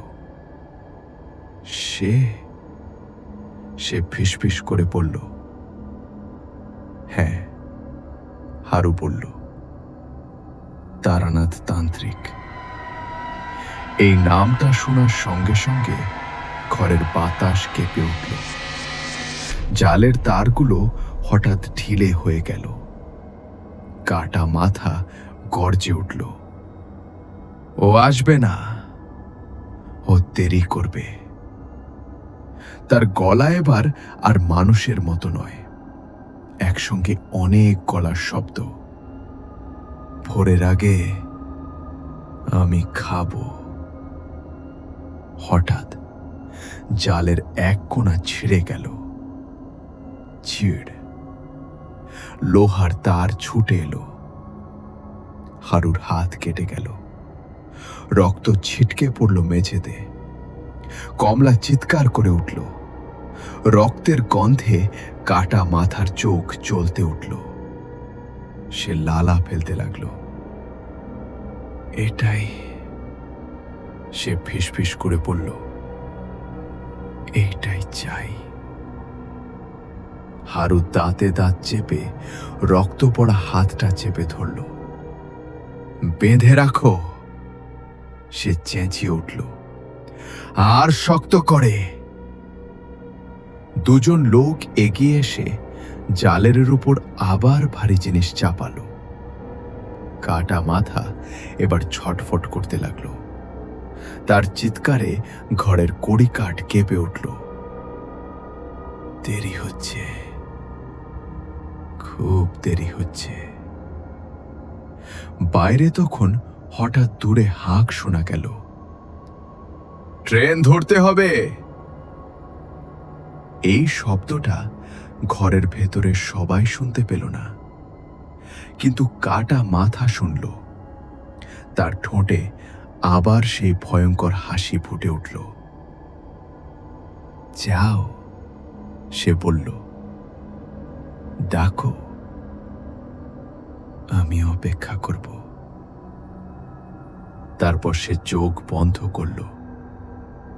জালের ভেতর নিস্তব্ধতা, কিন্তু সেই নিস্তব্ধতা আর শান্তির নয়, এটা ঝড়ের আগের থামা বাতাস। কারণ সবাই জানে এই রাত এখনো শেষ হয়নি।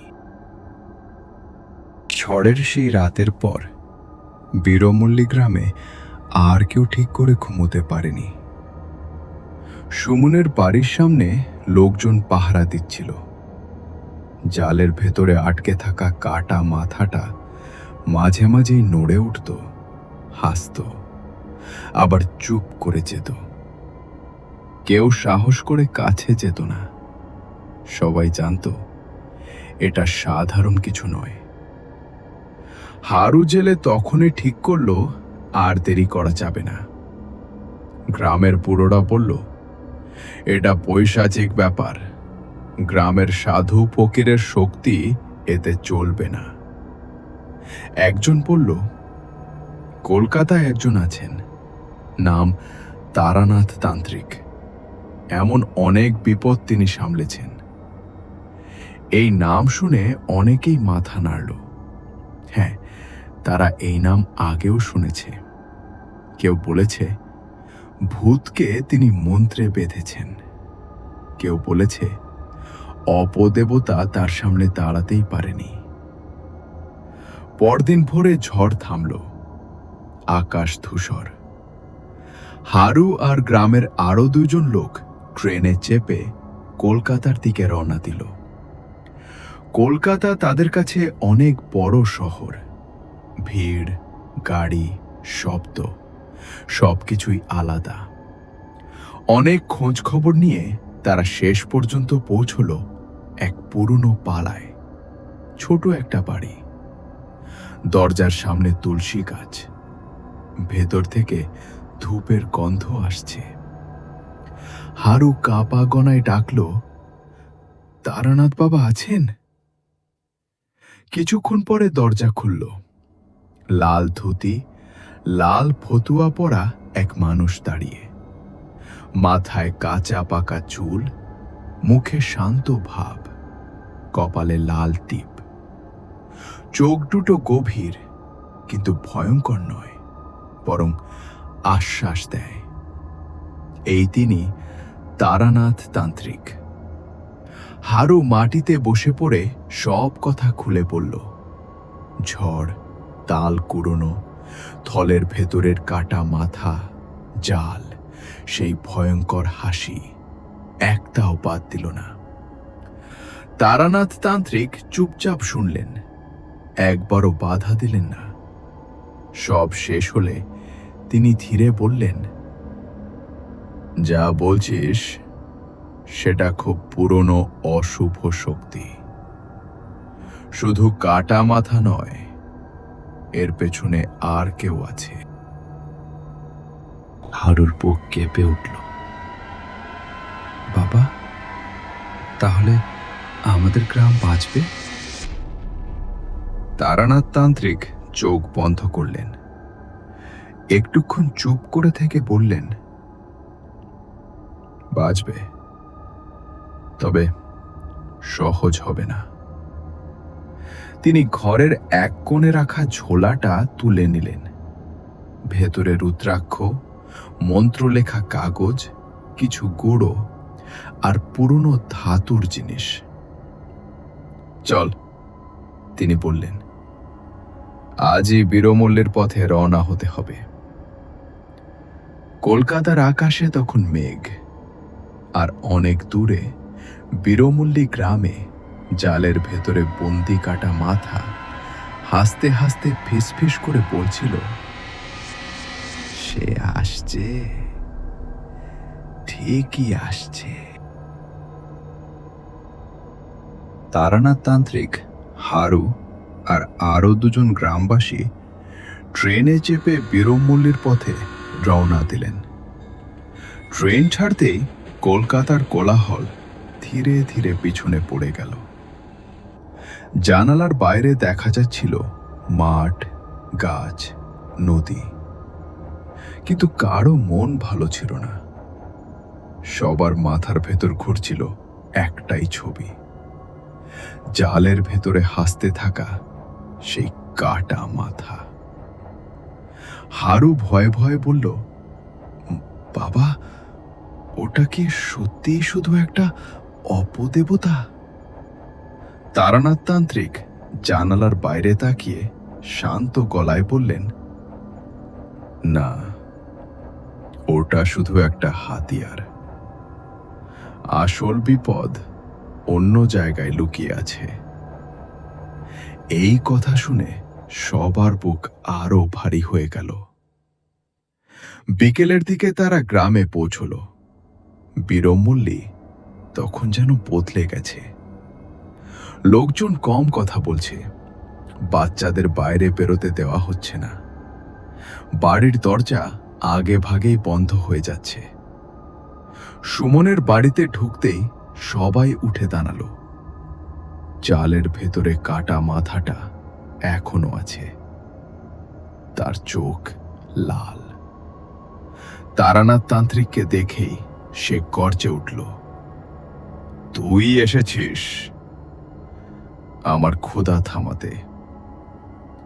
তারানাথ তান্ত্রিক একবারও ভয় পেলেন না।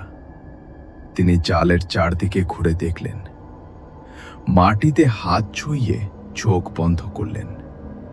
কিছুক্ষণ পর বললেন, এই মাটিতে রক্ত লেগে আছে, শুধু আজকের নয়, অনেক দিনের।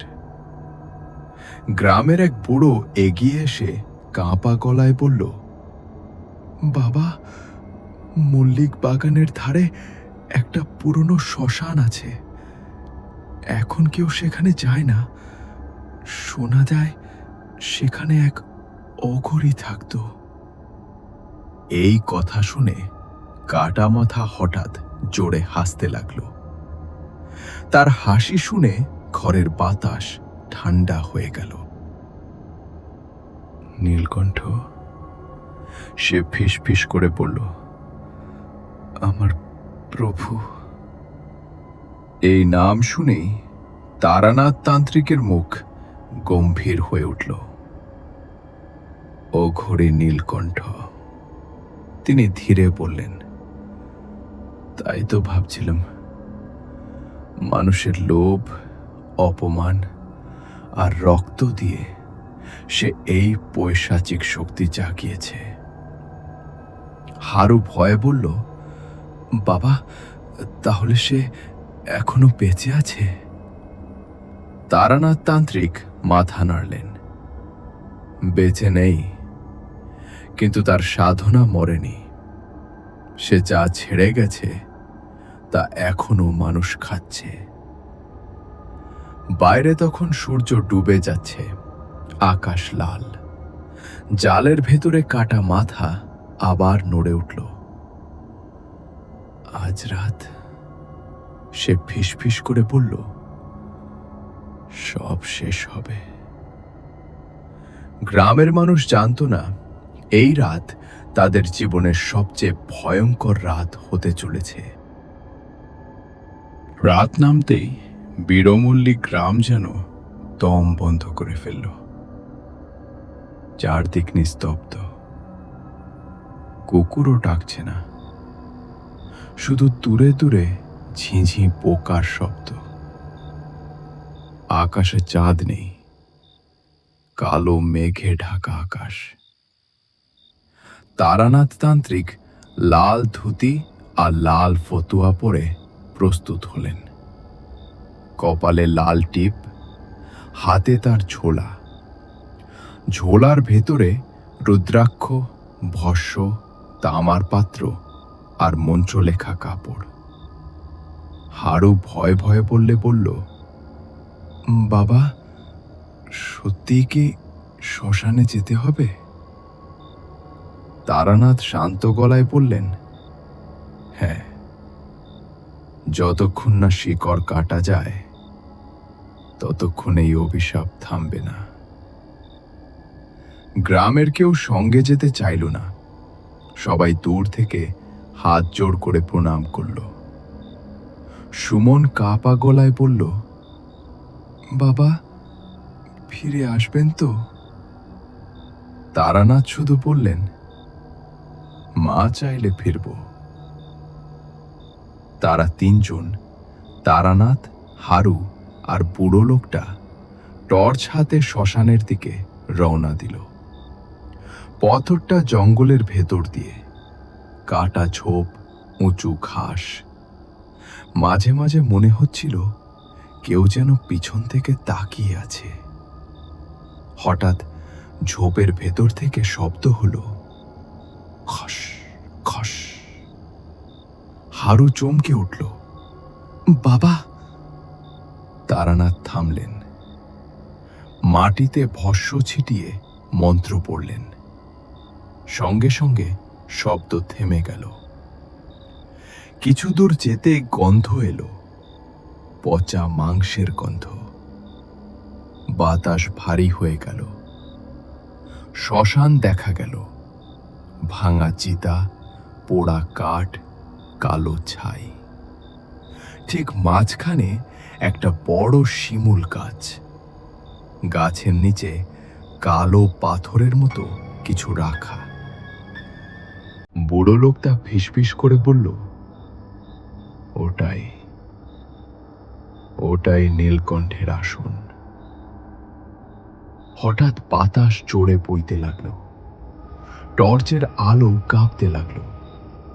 শ্মশানের ভেতর থেকে একটা কণ্ঠ ভেসে এলো, এতদিন পরে কেউ এসেছে?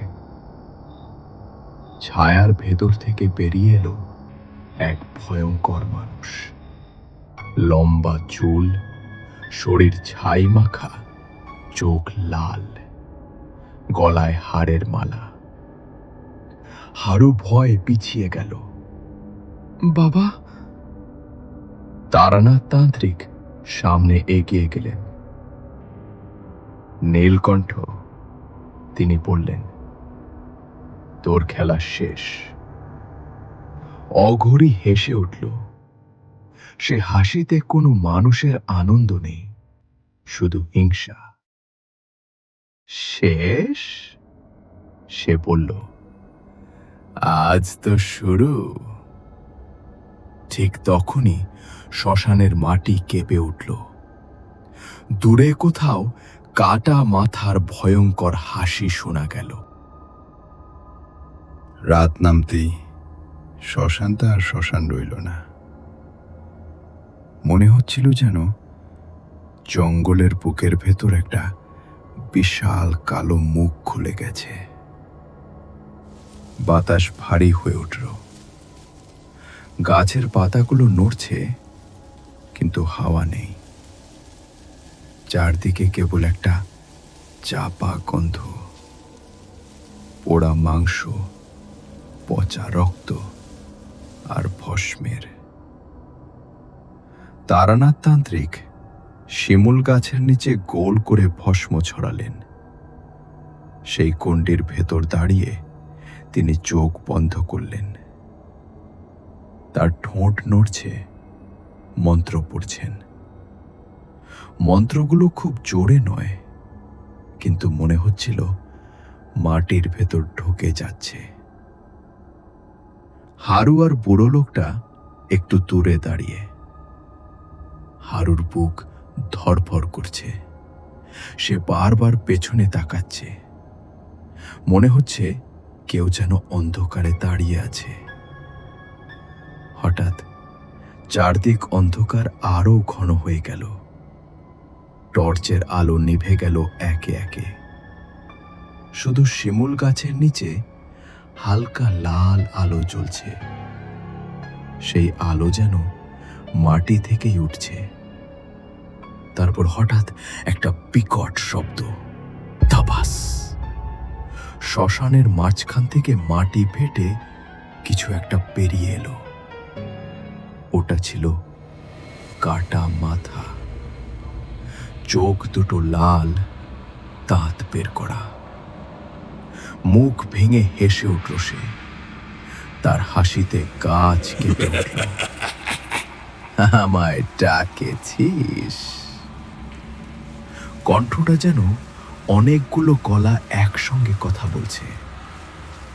হারু চিৎকার করতে গিয়ে পারল না, গলা শুকিয়ে গেছে। তারানাথ তান্ত্রিক চোখ খুললেন, শান্ত গলায় বললেন, তোর সময় শেষ। আজ তোর মুক্তি, না হলে শেষ। কাটা মাথা হঠাৎ লাফিয়ে উঠতে গেল, কিন্তু কুণ্ডের ভেতরে ঢুকতে পারল না। সে ছটফট করতে লাগল। ঠিক তখনই শিমুল গাছের আড়াল থেকে বেরিয়ে এলো অঘোরী নীলকণ্ঠ।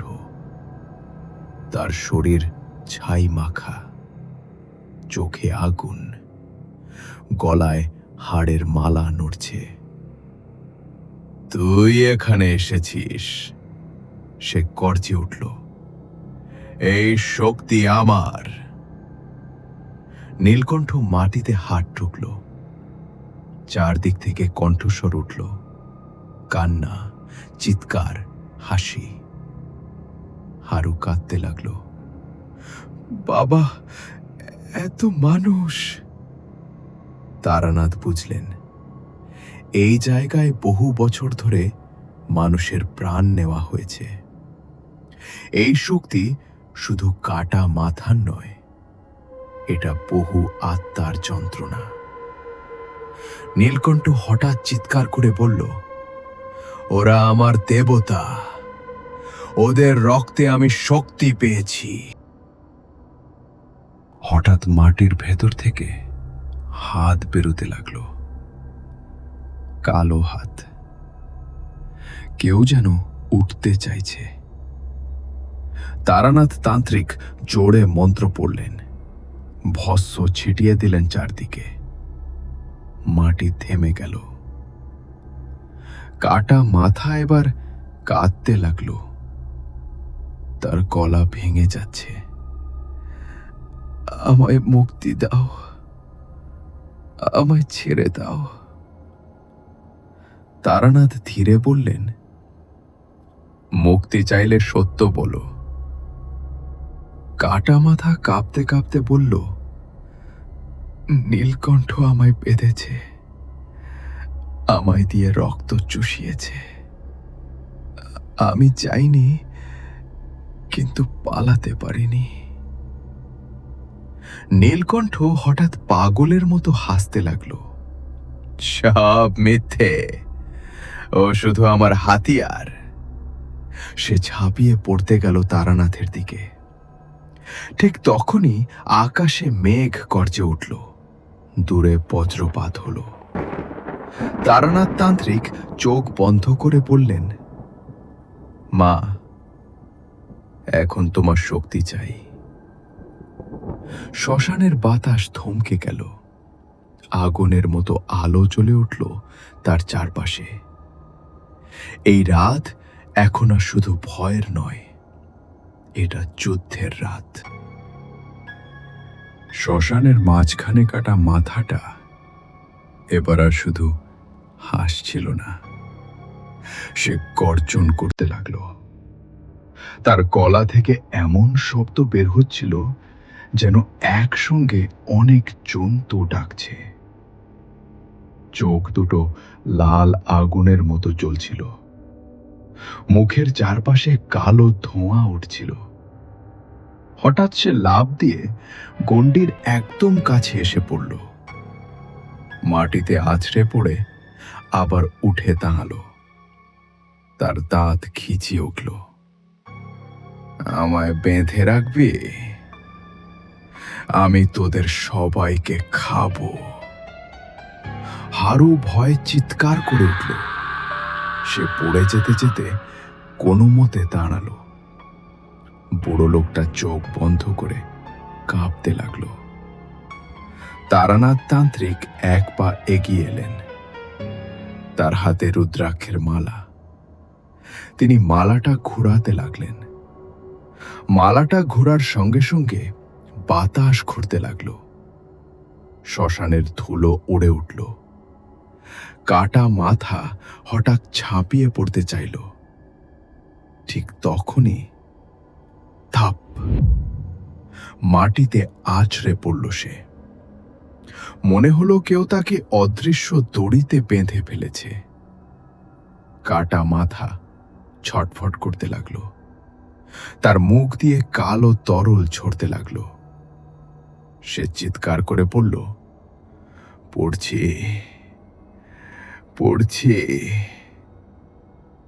তারানাথ শান্ত গলায় বললেন, এই আগুন তোর শরীর পোড়াচ্ছে না, এ তোর পাপ। তিনি ঝোলা থেকে লাল কাপড় বার করলেন। কাপড়ে কিছু চিহ্ন আঁকা। তিনি সেটা কাটা মাথার দিকে ছুঁড়ে দিলেন। কাপড়টা পড়তেই কাটা মাথার উপর আগুনের মতো আলো জ্বলে উঠল। সে লাফাতে লাগলো, মাটি কাঁপতে লাগলো। হারু ভয়ে চোখ ঢেকে ফেলল। তার কান্নার শব্দ বেরিয়ে এলো। কাটা মাথা এবার কাঁদতে কাঁদতে বলল, আমি মরতে চাই না, আমায় ছেড়ে দাও। তারানাথ বললেন, মরবি না, আজ তোর বন্ধন কাটবে। হঠাৎ কাটা মাথার চারপাশে ছায়া জমে উঠল। সেই ছায়ার ভেতর থেকে ভেসে উঠল অনেক মুখ। কেউ কাঁদছে, কেউ চিৎকার করছে। হারু ফিসফিস করে বলল, ওরা কারা বাবা? তারানাথ বললেন, ওরা সেই মানুষ যাদের রক্ত দিয়ে একে বাঁচিয়ে রাখা হয়েছিল। কাটা মাথা এবার আর কথা বলতে পারছিল না। সে ধীরে ধীরে ছোট হতে লাগলো। তার চোখের আগুন নিভে গেল। শেষবারের মতো সে ফিসফিস করে বলল, আমি মুক্তি চাই। তারানাথ তান্ত্রিক 2 হাত জোড় করে মন্ত্র পড়লেন। মন্ত্র শেষ হতেই একটা সাদা আলো কাটা মাথার ভেতর থেকে বেরিয়ে গেল। মাথাটা মাটিতে পড়ে নিস্তেজ হয়ে রইল। আর নড়ল না, আর হাসল না। শ্মশানের বাতাস হালকা হয়ে এলো। কিন্তু সবাই জানতো এখনো সব শেষ হয়নি। কারণ এই কাটা মাথার পিছনে আরো বড় অন্ধকার দাঁড়িয়েছিল। কাটা মাথাটা নিস্তেজ হয়ে পড়ে থাকতেই শ্মশানের বাতাস হঠাৎ আবার ভারী হয়ে উঠল। আগুনের আলো নিভে গেল। চারদিক অন্ধকার। মনে হলো যেন রাত আরো ঘন হয়ে নামল। তারানাথ তান্ত্রিক বুঝলেন আসল বিপদ এখনো সামনে। ঠিক তখনই বিকট হাসি শোনা গেল। সে হাসি মানুষের নয়। ভালোই করেছিস। অন্ধকার থেকে কণ্ঠ ভেসে এলো, আবার খেলনাটা ভেঙে দিলি। ছায়ার ভেতর থেকে ধীরে ধীরে বেরিয়ে এলো অঘরী নীলকণ্ঠ।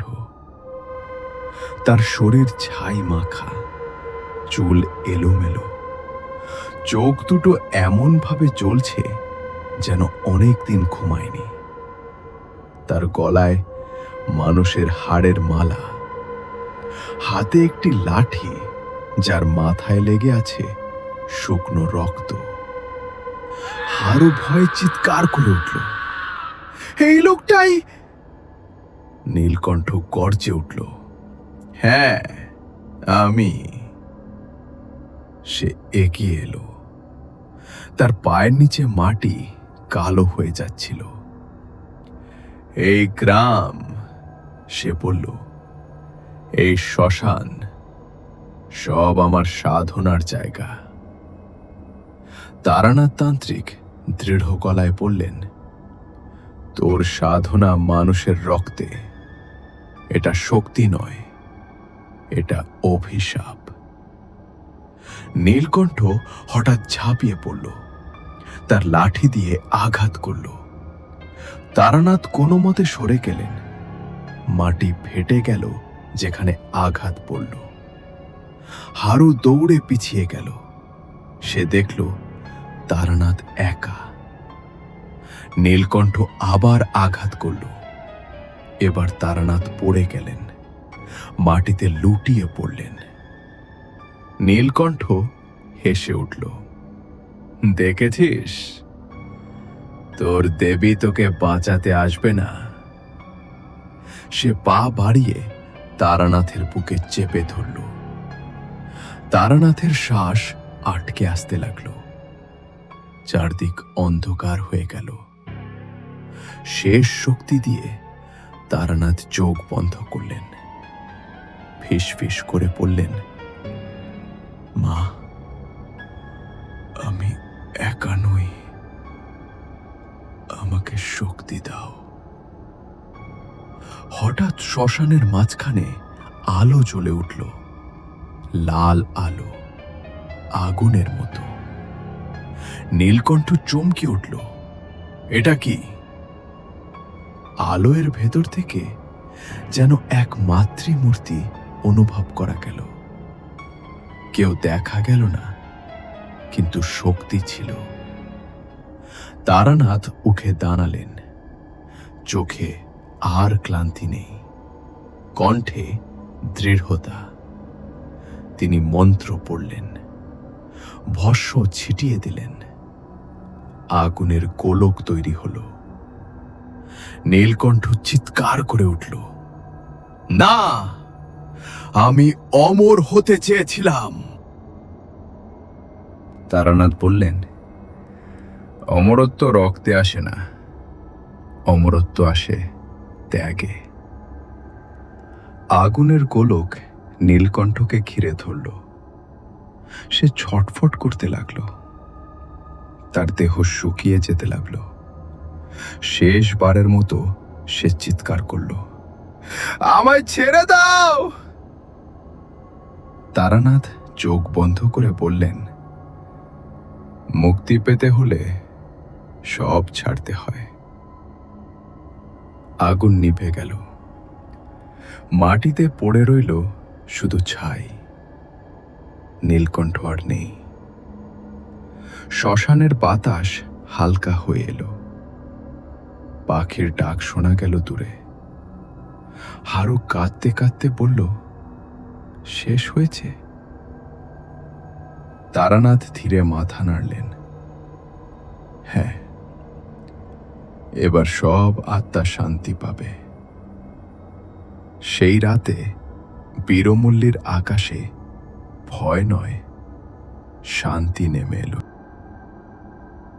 রাতটা কেটে গেল। শ্মশানের অন্ধকার ধীরে ধীরে হালকা হতে লাগলো। দূরে পূর্ব দিকের আকাশে ফিকে আলো দেখা দিল। পাখিরা ডাকতে শুরু করলো। মনে হচ্ছিল অনেকদিন পর এই জায়গায় আবার সকাল এসেছে। তারানাথ তান্ত্রিক কিছুক্ষণ চুপ করে দাঁড়িয়ে রইলেন। তিনি মাটিতে ছড়ানো ছাইয়ের দিকে তাকালেন। যেখানে অঘরী নীলকণ্ঠ ছিল, সেখানে এখন কিছুই নেই, শুধু পোড়া গন্ধ আর শান্ত বাতাস। হারু ধীরে ধীরে কাছে এসে বলল, বাবা, এখন কি আর কেউ আসবে না? তারানাথ মৃদু হাসলেন, না, যে বন্ধন ছিল তা কেটে গেছে। আর কেউ এই গ্রামে কষ্ট পাবে না। বুড়ো লোকটা হাত জোড় করে কাঁদতে কাঁদতে বলল, বাবা, আপনি না এলে আমরা শেষ হয়ে যেতাম। তারানাথ বললেন, আমি শুধু পথ দেখালাম, সত্য আর সাহসী আসলো শক্তি। ভোর হতেই গ্রামের লোকজন শ্মশানের দিকে এলো, কেউ ভয়ে, কেউ কৌতূহলে। সব শুনে তারা অবাক হয়ে গেল, অনেকেই কাঁদল। অনেক দিনের ভয় যেন হঠাৎ হালকা হয়ে গেল। কাটা মাথাটাকে তারানাথের কথা মতো অনেক দূরে নিয়ে গিয়ে মাটির নিচে পুঁতে দেওয়া হলো। সেই জায়গায় কেউ আর গেল না। সকালবেলা তারানাথ তান্ত্রিক বিদায় নেওয়ার প্রস্তুতি নিলেন। গ্রামের লোকজন তাকে ফল, জল আর আশীর্বাদ দিল। হারু বলল, বাবা, আবার আসবেন তো? তারানাথ বললেন, যদি আবার অন্ধকার ডাকে, আমি আসব। তিনি ধীরে ধীরে গ্রামের রাস্তা ধরে চলে গেলেন। সূর্য উঠেছে, আলো চারদিকে ছড়িয়ে পড়ছে। বীরমল্লী গ্রাম আবার বেঁচে উঠল। ভয় চলে গেল, শান্তি ফিরে এলো। আর সেই রাতের কথা গ্রামের মানুষ আজও মনে রাখে, যে রাতে তারানাথ তান্ত্রিক অন্ধকারকে হার মানিয়েছিলেন।